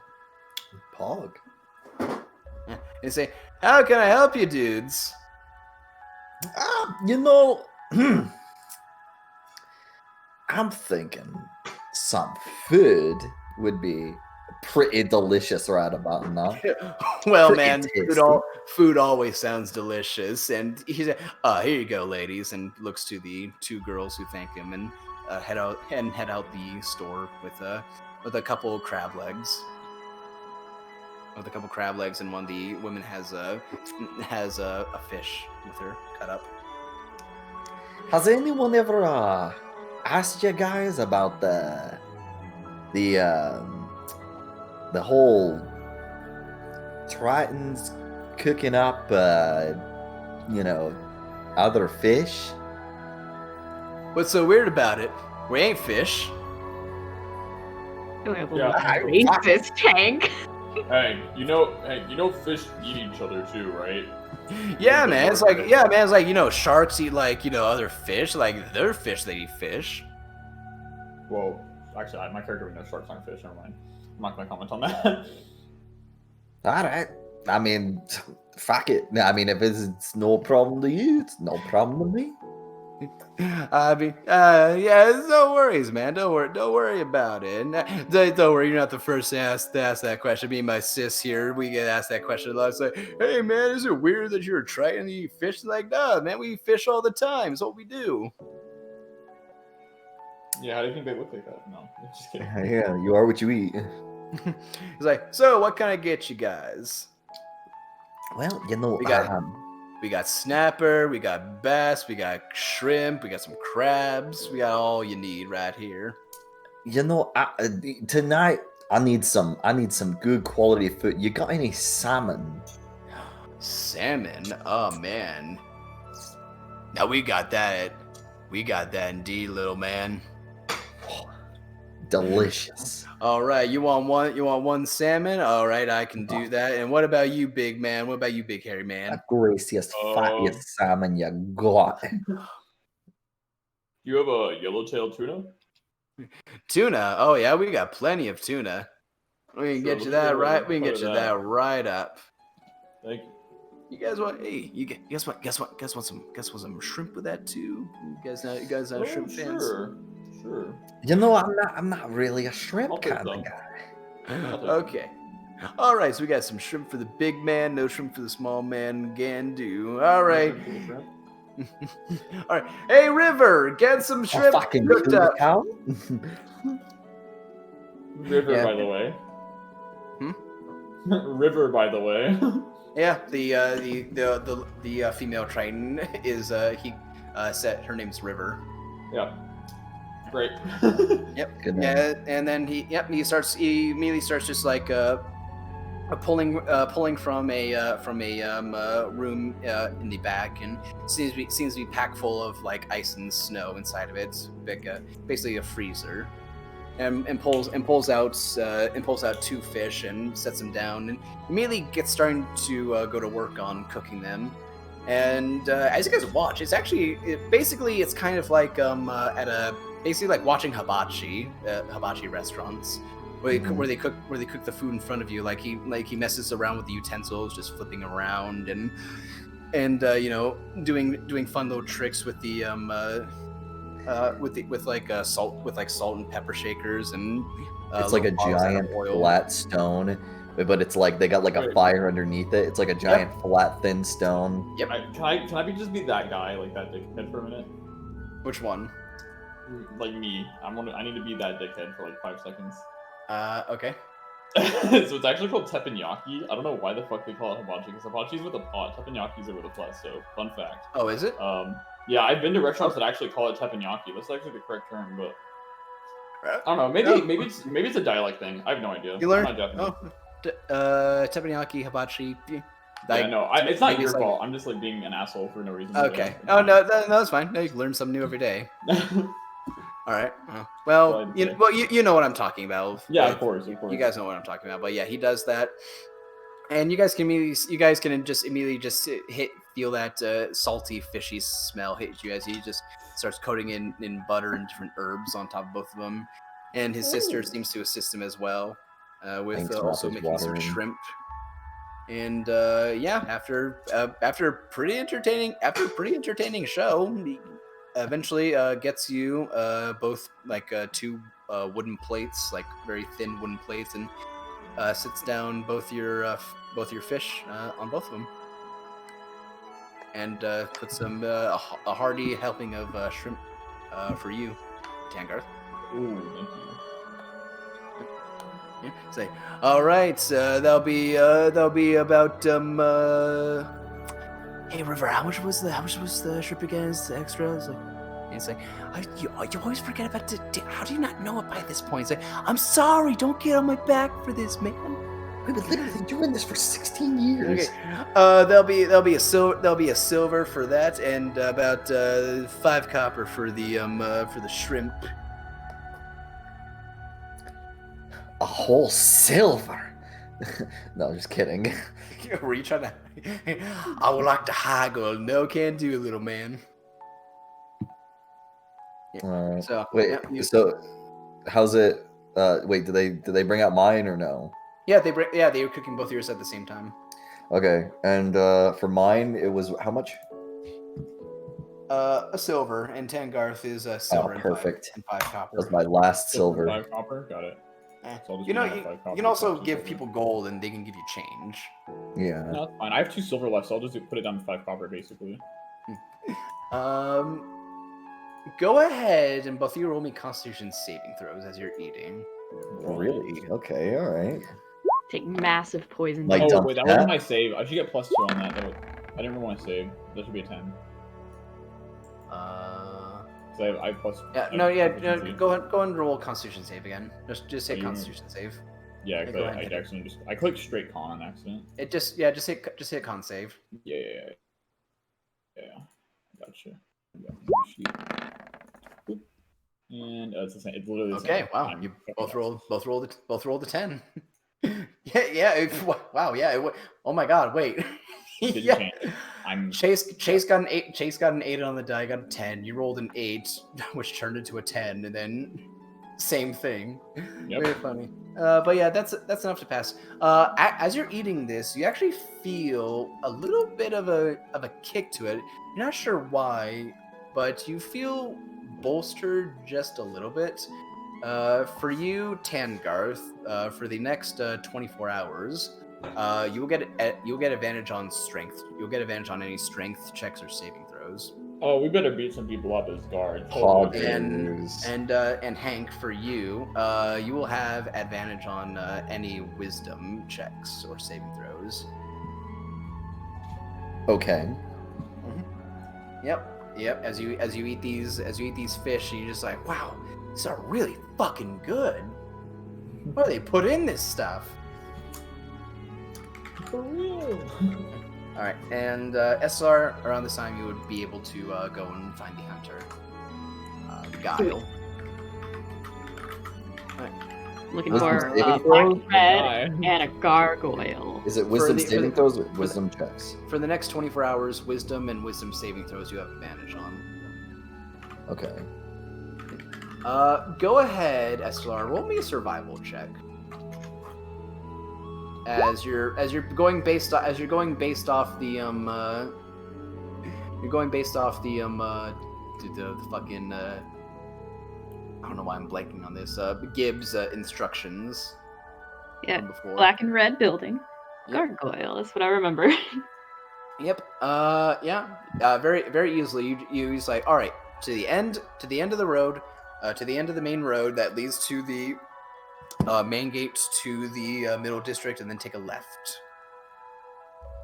Yeah, as you pass there, you definitely get some glances from the guards who are manning the middle district gate, but they're far away enough where they notice they would have to really try and notice you, but it seems like one or two be like point you out and be like, is that the girl who's with the elf? Yeah, and you make your way down, and you do see that building that Gib described. Yeah, it was a black roof. Yeah, black roof with Gargoyles. yeah, black roof with a with red brick tiles and gargoyle on top. Yeah, as you look at it, yeah, it's very simple, and it looks to be more like just a house than someone's establishment. I'm about to just walk into someone's house. Yeah, though there is a crudely made sign on the front that does say open. It seems to be the only indication that this could be someone having an establishment inside. Okay. And as you look up, you do see that gargoyle statue, and boy, does it look! It looks like a gargoyle. It looks menacing as hell. It's weird, but I'll walk in. Yep. Try the door. Yeah. Let me go ahead and change up the music. He has special shop music. I always have special shop music. Not really, but that'd be fun to change up this one. Do. This is a super special shop.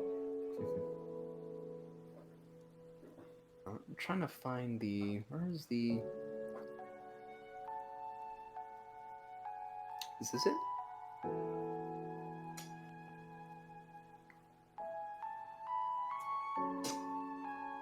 No, that's not it. Where?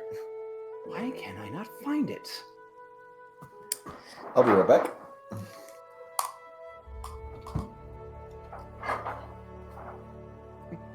Sorry, why can't I find my fucking music? I'll find it. I'll find it later.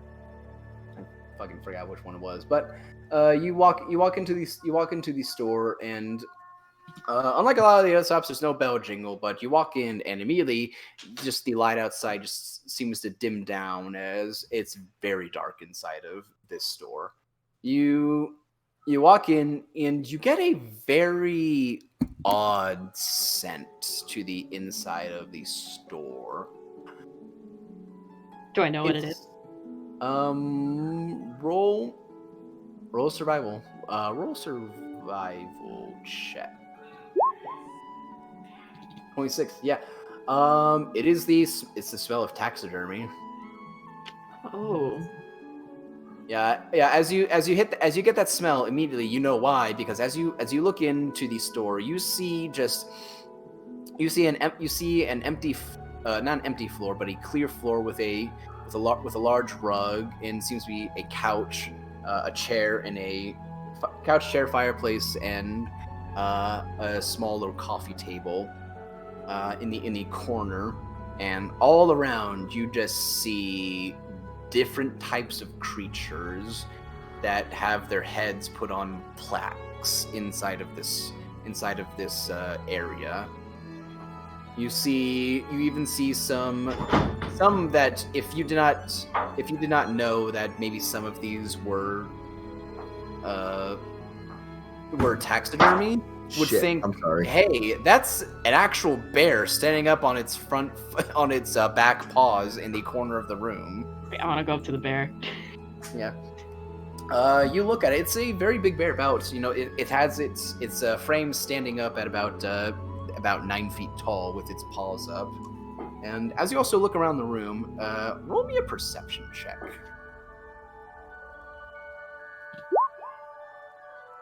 22. Yeah, as you're looking, you do see animals. You see wolves, you see elk, you see deer, you see moose. Right now. You actually see a couple that you don't really recognize. You see as you go down and start looking around, you notice a few that kind of blend in a little bit, but the moment you see them, they stick out like a sore thumb.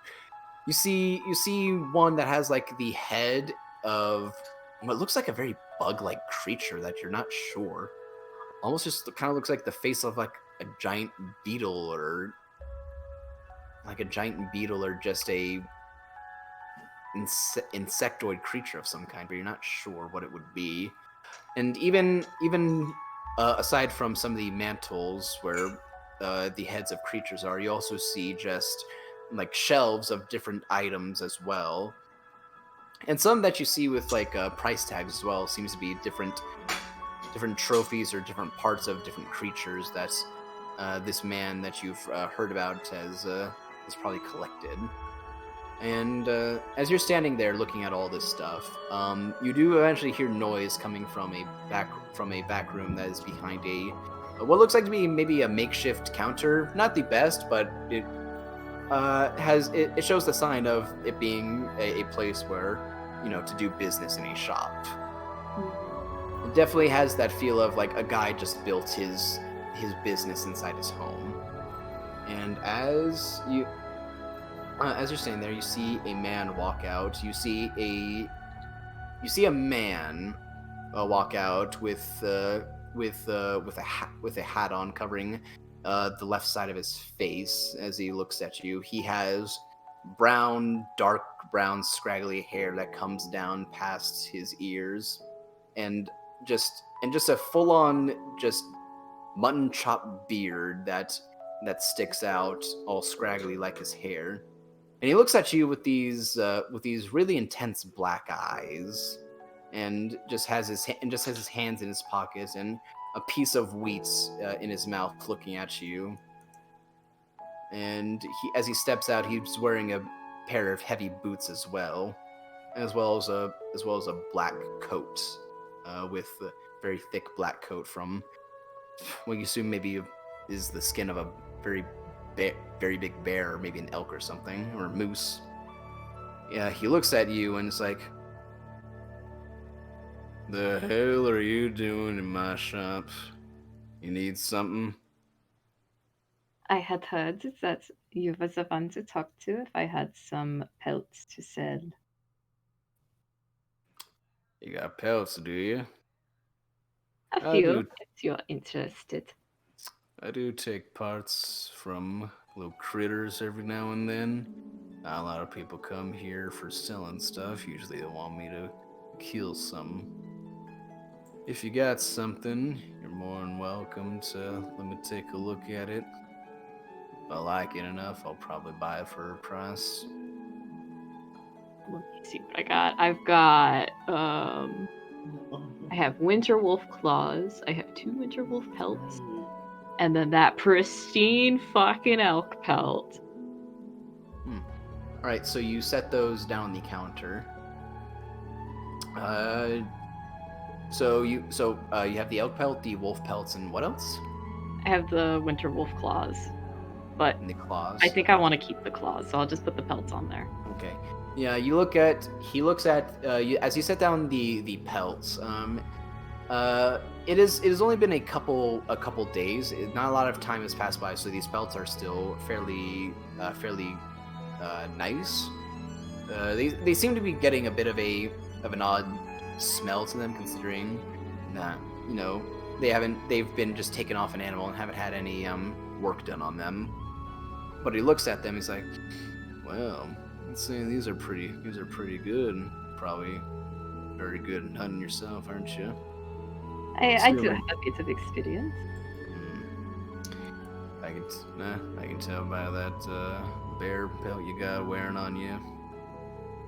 Was Very, like very interesting. The elk pelts.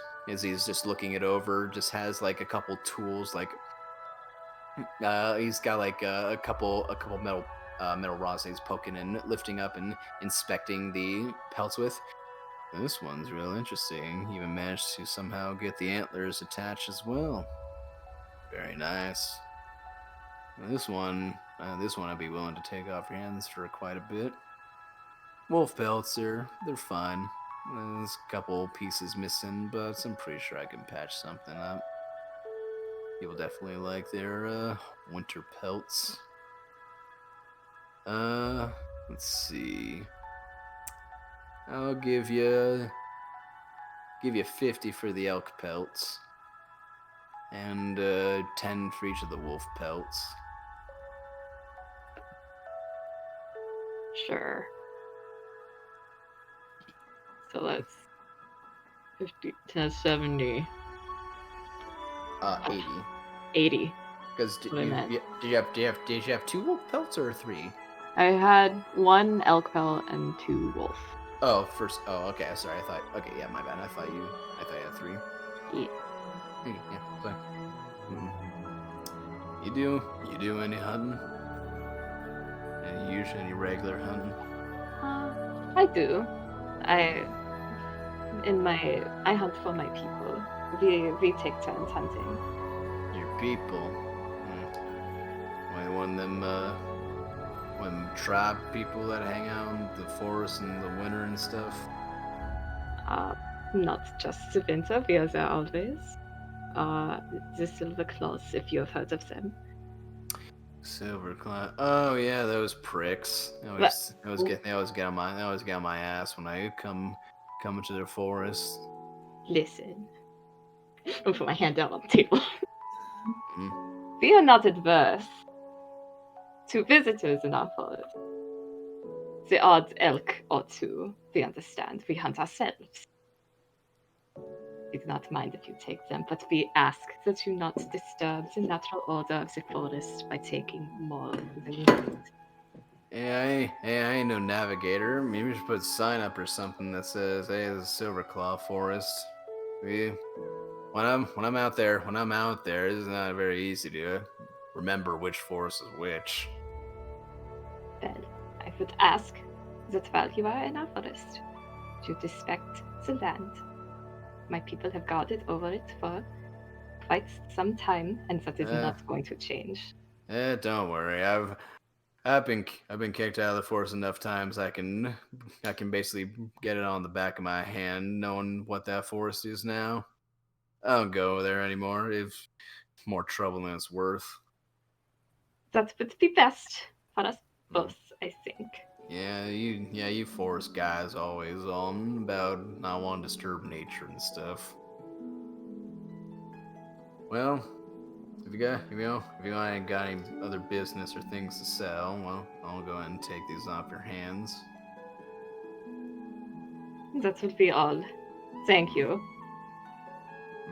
Remember this guy. Nothing. I'm just gonna leave. Roll me another perception check as you're leaving. I'm gonna flex perception.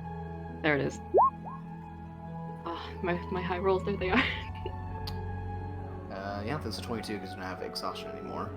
Yeah, as you're starting to go out, and this man starts just wrapping up the pelts. You do see on a just like basically a tack board right next to the door.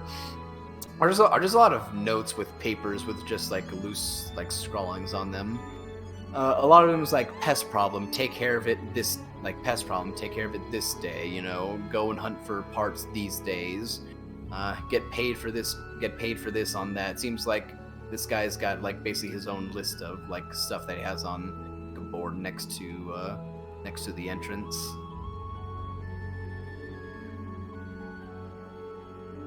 Does he have anything interesting on there? Take a look. One thing.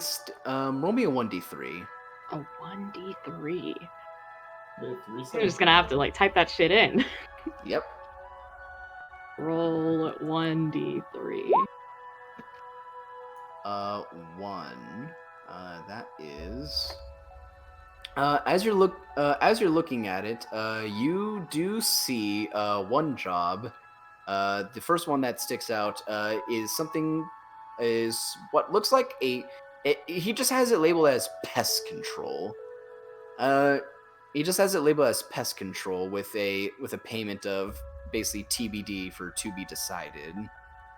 It seems what loose writings he's done is basically rats and sewers, take care, big and annoying. Feels good luck with that. And I'm gonna leave. All right.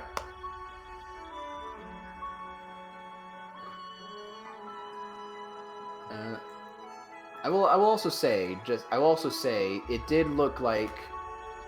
I'll also say, just for your sake, it also did look like something you would see like for an adventuring board. Like it looked like if you ask them about those, you can probably answer them for you. I would imagine what I got from that, but I don't want to talk to this guy anymore. Okay, I'm just saying that's basically this guy. If you wanted to, does also have missions quests and stuff for you can us? do. Yeah, Okay. hunting stuff for you guys if you want to do them. I'll keep them in mind. Alright, and you go ahead and leave for the day, and as you do, it's starting to hit into the late afternoon, and it is time for you guys to go to work. Our first job. So as the hours go by and the day starts to pick up, let me.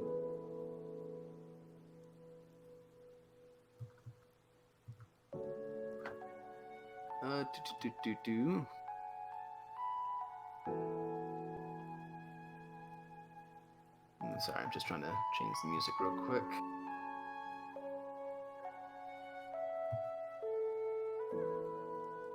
Yeah, and do that. Yeah, there we go.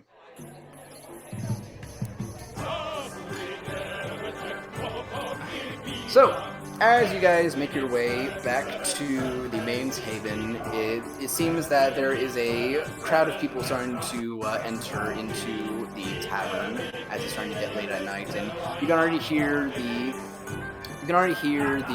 merriment starting to take place inside. And you see Vrishna, who's already outside with her arms crossed, just watching as every person comes inside. And she looks at the three of you, gives you a nod as you go in, and as you enter, you just see everyone just cheering, having a good time. See a small little makeshift stage to the corner where you see basically a bard just performing and livening up the tavern. And dwarves, humans, elves, and all of the races. A couple Goliaths as well. A few orcs and half orcs as well. Members of the guard as well. And then you see Mahalia, and she looks to the three of you and is like, "Ah, you're back. Are you ready to start your shift?" Absolutely. Oh. Was she talking to us or all of us? Yeah, she's talking to all of you. I'm feeling pretty up to the task. Alrighty. Well, I'll go ahead and let Felicia know that she will have a little bit of time off. While we see how you two are able to fare out there by yourselves. And you, Miss Estelar, why don't you go ahead and get with Lorena in the back? It's going to be a very busy night. You're about to have the best sticks you've ever tasted. I would hope so. Oh, go ahead.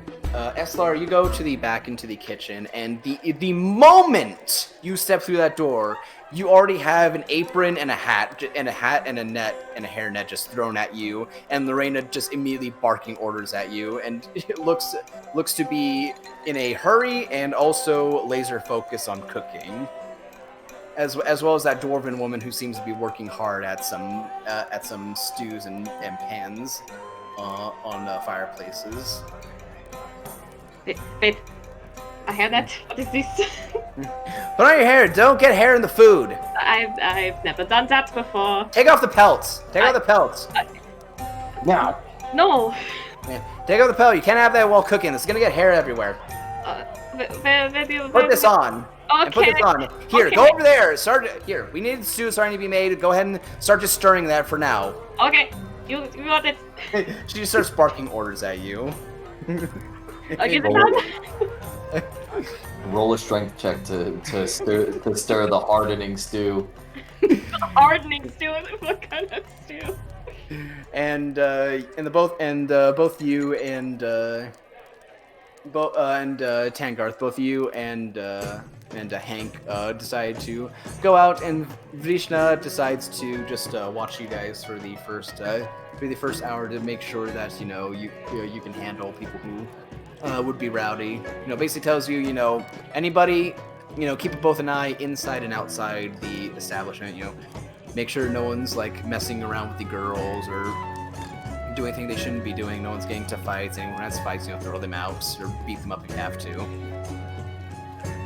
Yeah. So I want Tangarth and Hank, go ahead. This will be a very interesting. Roll intimidation checks. Ooh. Nice. So intimidating. Okay. Intimidation. What's 0 on that? Feeling my enemies. Okay.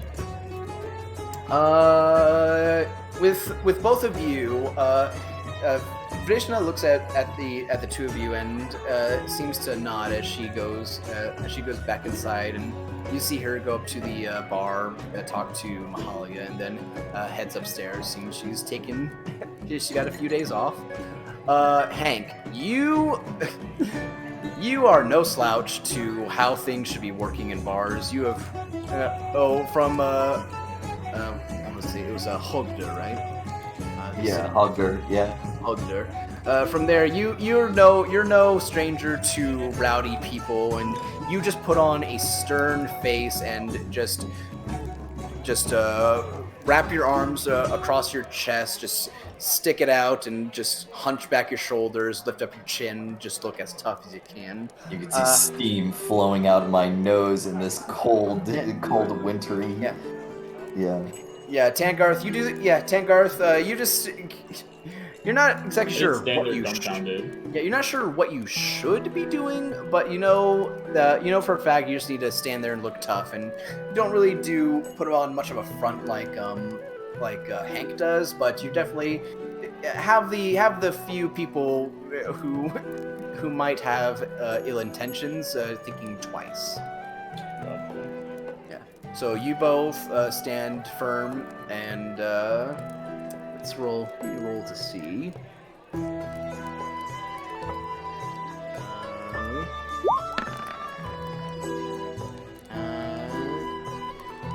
And you do actually a couple times, at least twice, have a rowdy drunkard yelling inside the tavern, and you do escort them out. That's like, hurry!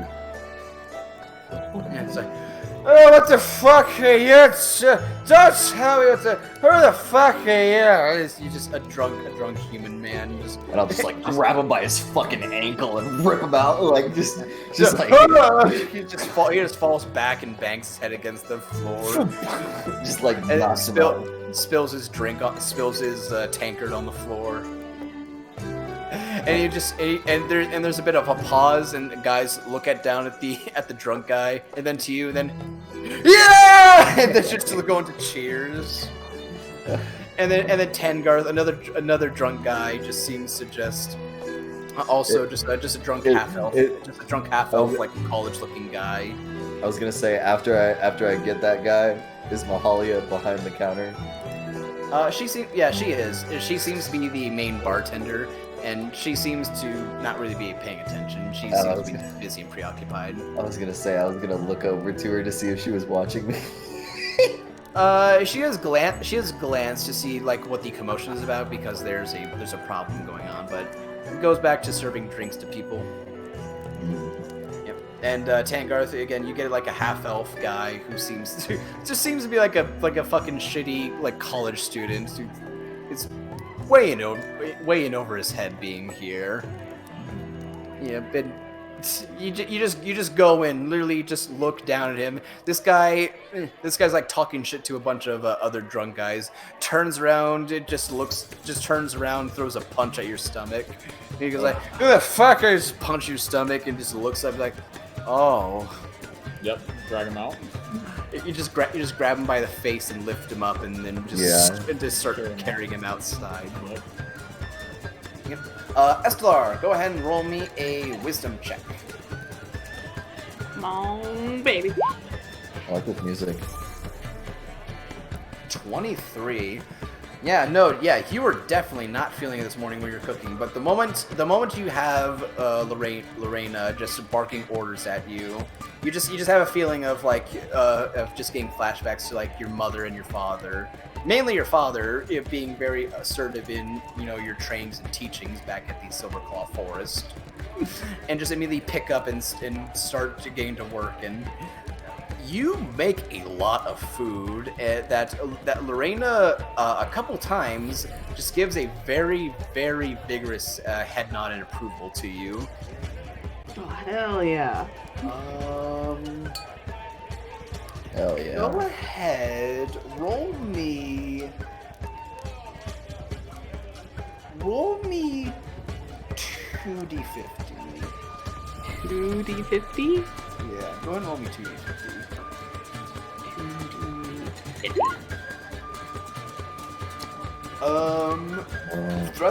Throughout the course of the night, a lot of people start bringing back good compliments. You hear from like Mahalia and some of the other girls and waitresses who come in and out of the kitchen to grab plates and trays. A lot of compliments about the food with both you and Lorena cooking. You get 30 gold pieces and 35 silver pieces in tips. Yeah! Holy shit. In tips throughout the night of a bunch of people who really enjoy the food that you and Lorena make. Damn right. Hell yeah. We're gonna have this debt paid off in fucking no time. What a nice, wholesome montage. Yeah, it really is. I kind of needed after last session. Yeah. Yeah, but over the course of the night, it seems, despite the few times that there's an outburst or a brawl happening in the tavern, it is very nice in the Maiden's Haven. Like, despite it being a brothel, like all the girls are nice. Like Tangarth and Hank even get let me go back to the Maiden's Haven. You actually get one of the girls, a halfling woman who actually comes up, seems to be more middle-aged, and actually offers you like some juice. Comes up with like what looks like apple juice to both of you. It's like, oh, here you go, Diaz. Are you doing all right out here? Oh, I'm doing just bitchy keen. Okay, well, how about you both take a drink for yourself? You guys are working so hard. I appreciate the both of you getting those mean men outside of the tavern. They're always the odd couple who go and harass the girls or the other patrons. I appreciate you both very much. Oh, we appreciate you, my lass. Oh, you. She just gives like a little hand wave to you. Yeah, and Estelar, even you, despite Lorena barking orders at you a lot, she seems to kind of soften up a little bit and doesn't get on your back about things, seeing as how well you were able to cook. Just lets you do your own thing. And just has like casual conversation about hey, where'd you come from? What's it like where you're from? How anything things you like and stuff, like small talk. Where'd you come? Where'd you go? No, I'm kidding. Yeah, I make competition. Yep. And around it takes a while, but it actually takes to about midnight to 1 in the morning until it's done, and until the evening seems to quieten down.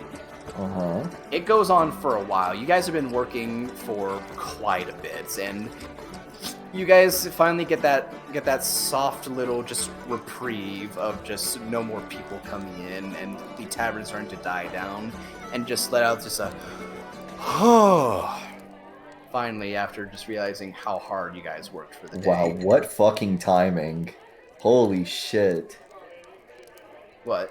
The fucking music, like right as you, yeah, go ahead. Oh Like, yeah. right as you were like, whew, all the music just like died down. Jesus. All right, go ahead. And you guys are. Yep. And Marina looks to you, SLR, and gives you a pat on the shoulder, tells you good job, and Mahalia calls to both you and to the two of you, Tankarth and Hank, and bring you inside. And she is very impressed by all of you. She thinks, she brings you up to the bar and is like, well, this was a very busy night. I was not expecting it to be so busy, but Larry handled it very well. Yeah, you know I'd never let you down, Molas. Oh, I know you wouldn't, but I'm very appreciative of what you've done for us tonight. Usually it is against my better judgments to let males in to work in the brothel. Not for any reasons other than it's very unsavory with the work we do here. Having male and female employees can be very awkward. No, I understand. But You gotta find somebody trustworthy, somebody with not just a strong body but a strong mind. There's some strong morals to him. then I'm very appreciative of it, and as thank you, here you are, all of you. And she hands Tangarth and Hank, you guys get 20 gold pieces, and Etzlar, you get 25 gold pieces. And she gives you each five gold pieces extra. It was 20 pieces, right? Yep, 20 gold pieces was what you did for what it was, but you guys impressed her for the day, so she gave you a little extra, 5 gold pieces extra. All right. And with that, you guys get paid for the day. I don't know if there's anything else you want to do or talk with the NPCs about.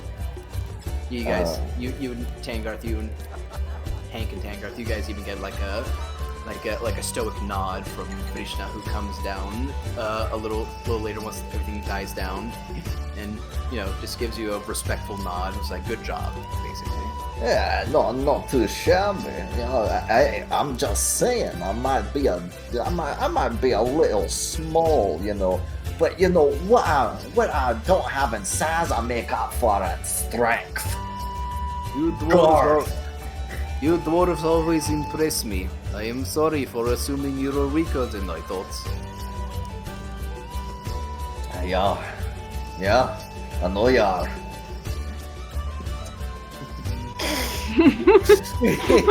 Yep, she just nods and then heads back up with that.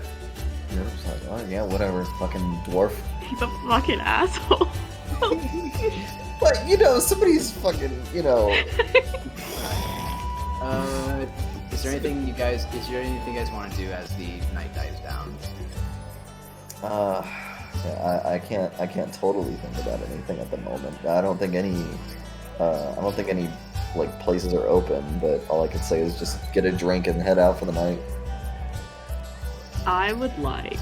Or I could Just so you know, this is also a tavern, so you don't have to get an escort to get a room here. But you can. Can I get an escort? And can I You possibly? spend all the money you just made working. Can I possibly persuade Mahalia again? Or is she tired? Is she too tired? Roll persuade. Roll just a straight persuasion. Oh, you're fucking cute! Nice, Hank. Oof. As you say that, Hank, you try to swoon up next to Mahalia. She leans over the counter and gives you a pat on the cheek. Maybe next time, dear. Not anyway. I still have business to tend to down here. I lied when I said your dick was big. I understand. But she does lean over and just give you a small peck on the cheek. Thank you, ma'am. Thank you, my queen. Thank you, my queen. My queen. My queen. I'll do whatever for you. I'll do anything for you.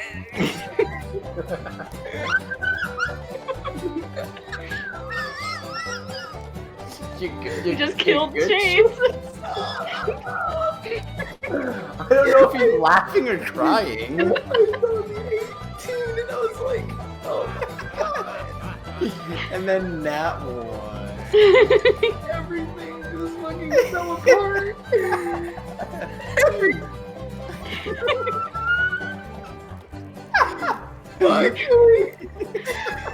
I go to sleep crying. I'm like holding the card that she made me, and there's like tears getting on. The ink is like smudgy. No. And you're like, no, and you like dab it on your shirt. I like hold my shirt, pull my garb over my eyes. I'm like, no, I can't do this. I can't ruin my lady's arm like that. My god. Okay, Estelar, Tangar, what are you guys gonna do? Do you guys have any plans? Yeah, I'll get a room and take a. Chase, calm down. I jerk off my lip. My lip noodle. In the bath. Tangarth, what are you doing? I'm just going to sleep, I guess. Okay, Estelar, is there anything you want to do? I'm gonna leave the tavern just for a little bit. Find like a nice little remote-ish area. It's like there's like some nice foliage around, and just like sit down. You're gonna find me hanging from the support. You find it hanging from the trees. Okay. Alright, so you're just gonna find an area to just sit yourself down in. Yeah, just a nice little area to relax in. Okay. Druid craft me some flowers again. Druid craft someone some flowers Druid craft myself some flowers. in front of someone's shop. Alright, so He's not here. Luckily. alright, so as you go and sit down and just take a bench. How do you go far away from the Maid's Haven, or do you try to find like a secluded place to yourself, or? I would try to find somewhere a little bit more secluded. I don't go too far, but somewhere a little where there's like less people. Less people? Okay. As you do that, you find like a small bench. You see just a couple people pass by, not a lot. It just one or two people that pass by every now and then. As you just sit I'm down, gonna go piss. as you just sit down and just think to yourself, let your mind strew about. As you're sitting there, I want you to roll me a perception check. Spoopy music. Okay. As you're sitting there, and just using Druidcraft to make flowers every now and then, you get something's weird. You turn your head to the side and you hear some weird clattering off to the side, and it seems to be coming from, I don't know, it's hard to pinpoint, but it seems just like a weird clattering sound that seems to just come from an alleyway to the side. That doesn't sound good. I do I want to look at it? You know, Way. sure. I'll get up and kind of poke around, look around Okay. quietly. Are you gonna be sneaky about it, or? Yeah. All right. Roll me a stealth check. Oh, so Okay. Stealth check. As you go around and see, you hear this weird clattering sound, and you see, as you look and you see, it's hard to pinpoint, but you feel like you see a weird shadow just hunched over into the corner in the alleyway behind a couple trash cans. An alleyway that leads a long dark alleyway that leads to the other side of a couple houses to another road. is it moving at all? It does seem to be moving. It seems to be hunched over. Its form is weird. It's hunched over and sitting down. You can't really get a good look at it. Oh. Okay. Oh God, what do I do?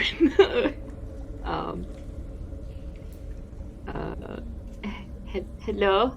Are you okay? As you say that, you hear an odd noise. Like it's almost like ice scraping across like a stone floor. As you see this creature's head like lurch upwards, and then turn towards you. Roll a perception check with. Do you have dark vision? I do. All right. Just go roll perception check as this thing's head turns towards you. 9. You don't see anything. You don't see anything weird, but this thing just looks at you and kind of just steps forward slowly. And as it steps forward, it gets up off the ground. It starts crawling on all fours first, very slowly, and then it stands up. And it gets taller and taller and taller until you look like it looks almost 8 feet tall. I'm gonna back up. And as it starts coming towards you, it starts to hit the lamplight, the edge of the lamplight of one of the lampposts, and you see this start to come out of this alleyway. I'm putting in the art channel. Ooh. What the fuck is that? Those are the things from Devil May Cry 4. You see this weirdly thin and bulky creature with what looks like shards of ice coming up off of its parts of its body, and just a faceless, like almost like a porcelain mask for a face, just staring directly at you, and you just hear these clicking icically, just shards breaking, the kind of noise from this thing as it.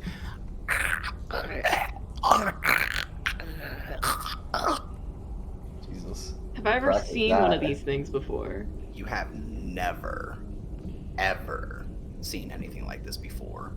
Would I have like any sort of like idea where it like might have come from, or like what it could be? Roll me. This will be an Arcana check. Oh, definitely not good at those. Yeah. This is way out of your wheelhouse. You have never seen anything like this before. And it just starts to creep a little closer to you. No, I'm backing up. I'll do it slowly to not like. Yeah.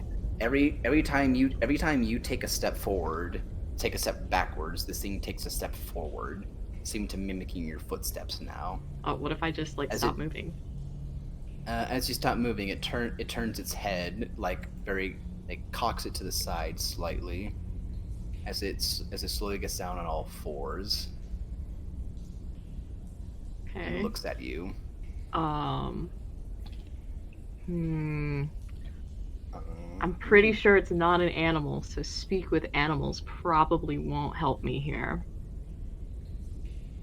But I could certainly. You could certainly try. You then, as you're looking at this thing, hear something in the back of your mind. You hear this awful voice just speak in this guttural voice, just food compromised, death bring. Ooh. Food bring, hunt. As As it starts to move forward again. I am most certainly not your food. Excuse you. If you are hungry, try the tavern. I have made some wonderful steaks. They are not that expensive. Oh my god. Yes.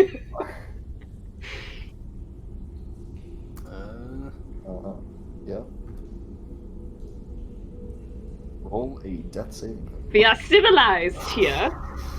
Rolling. Estelar, does a nat 20 hit you? Oh shit! No. Yeah. As you're standing there trying to converse with this thing, it just cocks its head to the side again, and it just slowly lifts up its right arm that seems to just be a mass of icicles, and it points the end at you, and it just suddenly a shardic blast of ice comes streaking towards you. You are taking 800 damage. A lot of damage.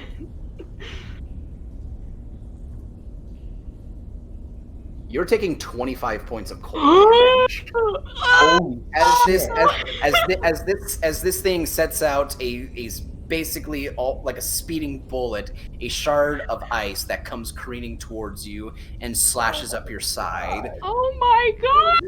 And as it does, as you clutch your stomach and reel back from the pain, you look up and it's gone. What? In its place seems to be an icy visage of mist, and that slowly disappears. Oh, what a bitch! God damn! I'm gonna get cure then- on myself because I really, really need it. I really, really need it. Okay, I'm better. Yeah, max healing. Yeah. As you sit there clutching your stomach and healing yourself, you get someone who comes off, just a random person who comes up off the side, just seeing what happens. Like, hey, are you all right? I'm fine. I'm fine. Did you hear anything strange? I saw something hit you. Are you okay? You saw something? Well, I was walking down this way. I saw something hit you. Are you all right? I'm fine. What did you see? I don't know. I just saw like something just hit you in the side. You look breathing down in pain. Are you all right? I am fine.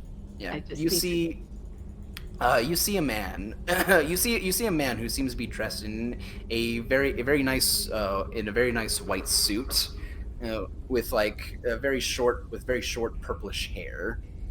Like whitish purplish hair, who reaches down and just tries to assist you. It's like, do you need any assistance? Do you need me to get a cleric or a doctor? No.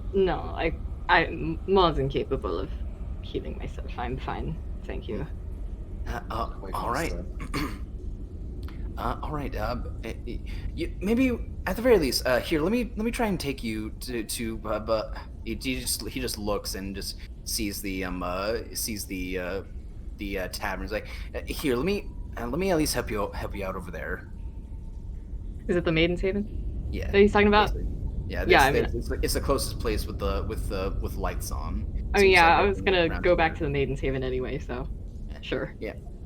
This man just puts an arm on your shoulder and tries to just just I'm basically not gonna let him touch me. Hold on.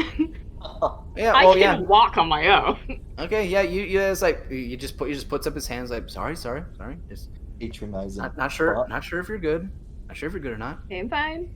Okay, Thank you. okay sorry Fuck off. Little sip. No simps here. all right, do you guys want me to make this guy like 14 demons that attack you? Okay, alright. No, it's fine. Fuck it, dude. Let's do it. I already got attacked. I don't want to get attacked again. That was so much damage. 13 more Oh, that attacks. was- That's the lie. Was indeed a lot of damage. Yep. But this man just kind of just comes escorts you to the front of the Maiden's Haven. Just once again asks if you're okay, and then assume you probably tell him yes, and then he goes off on his merry way. I will thank him though. It's like, I'm not gonna be that much of an asshole about it. Guy sees someone get blasted by ice, like, Harry K, hey, fuck you, I can take care of myself. Wow, okay. I'm fine. I said I'm fine like 10 times and he wasn't listening to me. Are you sure you're fine? He's I'm like, fine. He's like, I'm on a white knight right here. She's like, get off my dick. Ugh. And I'll say with that, we'll end the session there. Okay. Nice. Oh, Alright, well, that was poggers. Yeah. That was... I just You wanted to have- druid craft some flowers and I got fucking attacked for it. Dude, just curious. It was a good situation to introduce my own homebrewed monsters that I'm making in this game. Ooh. Yeah, Y'all shouldn't like the sound of that. Y'all should be very scared. No, I like it. I think that sounds Y'all- great. Y'all shouldn't be I hyped also- about that. I also think that sounds fucking cool. Well, I'm terrified, so. Oh yeah, SLR I'm definitely terrified. Considering that SLR got blasted and then it proceeded to disappear. Yeah, considering that it's the fucking monsters from Devil May Cry 4 that I fucking hated, I was like, dude. Oh, you know what they are? Yeah. Yeah, Oh, you just they're, ripped it from Devil May they're Cry? they're monsters from I'm using their just their image for like Yeah, just their image. Oh, it's not the same functionality. no. Yeah. No. Well, No. technically. No, if it was the same functionality, SLR probably would have been dead. I was gonna say, like, they do turn invisible. Mm-hmm. Like they do I did like take that. or they do like sort of He said I it's did not like take that. invisible. It's not like invisible, but they like teleport, right, or something. I don't know. I didn't play Mm-hmm. through all of. He's like, I didn't play that. Fucking... Yo, I only well, found them in the well. demo. Well, me saying anything would spoil what these guys can do. It's true, but we can't tell you shit. All right, well then I guess I'll go fuck myself. Yeah, go fuck yourself. Oh well, I can't wait to see how SLR explains this next session. Explains what? When I got attacked? Yeah, by a creature you've never seen before. It was big and there was ice and it blasted me. It hurt so It was much. big. Yeah. It was hairy. Yeah, It was it's- pink. Yeah, It was yeah, so hot. Yeah, it's It was yeah, an it's Alaskan bullworm. yeah, it spoke in your mind and called you food a lot. It did. And I was like, hey, wait a minute, bitch. Also- Listen. Also, could have just ran, but you're like trying to talk to the same. It's like, all right, she's leaving herself open for an attack, so I guess I guess it's gonna take a chance to see what it can do to her. Well, I was just thinking that, like, maybe it wasn't inherently evil.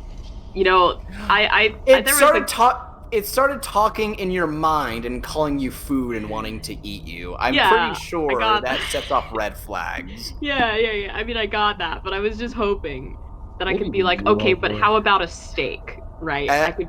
Crystal, I'm a DM. You Uh-huh. should never hope around me. You know, Damn Isaiah, it. Isaiah, you may think that calling somebody food is a threat, but I call myself a snack all the time. No, I didn't Actual think about facts. that. I didn't think about that. That was cool. Well, That was hopefully also I've left very you. cool. Finally, we're getting jobs so we can pay off Estelar's massive debt. Massive. Yeah, fucking hell debt. yeah. Not as massive as Hank's dong, but Yeah, that's right. Not as Oh much no, as it's much. Hank. Oh no, it's much bigger than that. Yeah, it's Whoa! Mahalia Isaiah. lied. Oh, have fuck. they confirmed that her debt's bigger than Hank's dong? oh yeah, by a country mile. What? Ouch. Oh, Everybody- what is your dick 1500 inches long? You don't know that. 100 gold in length.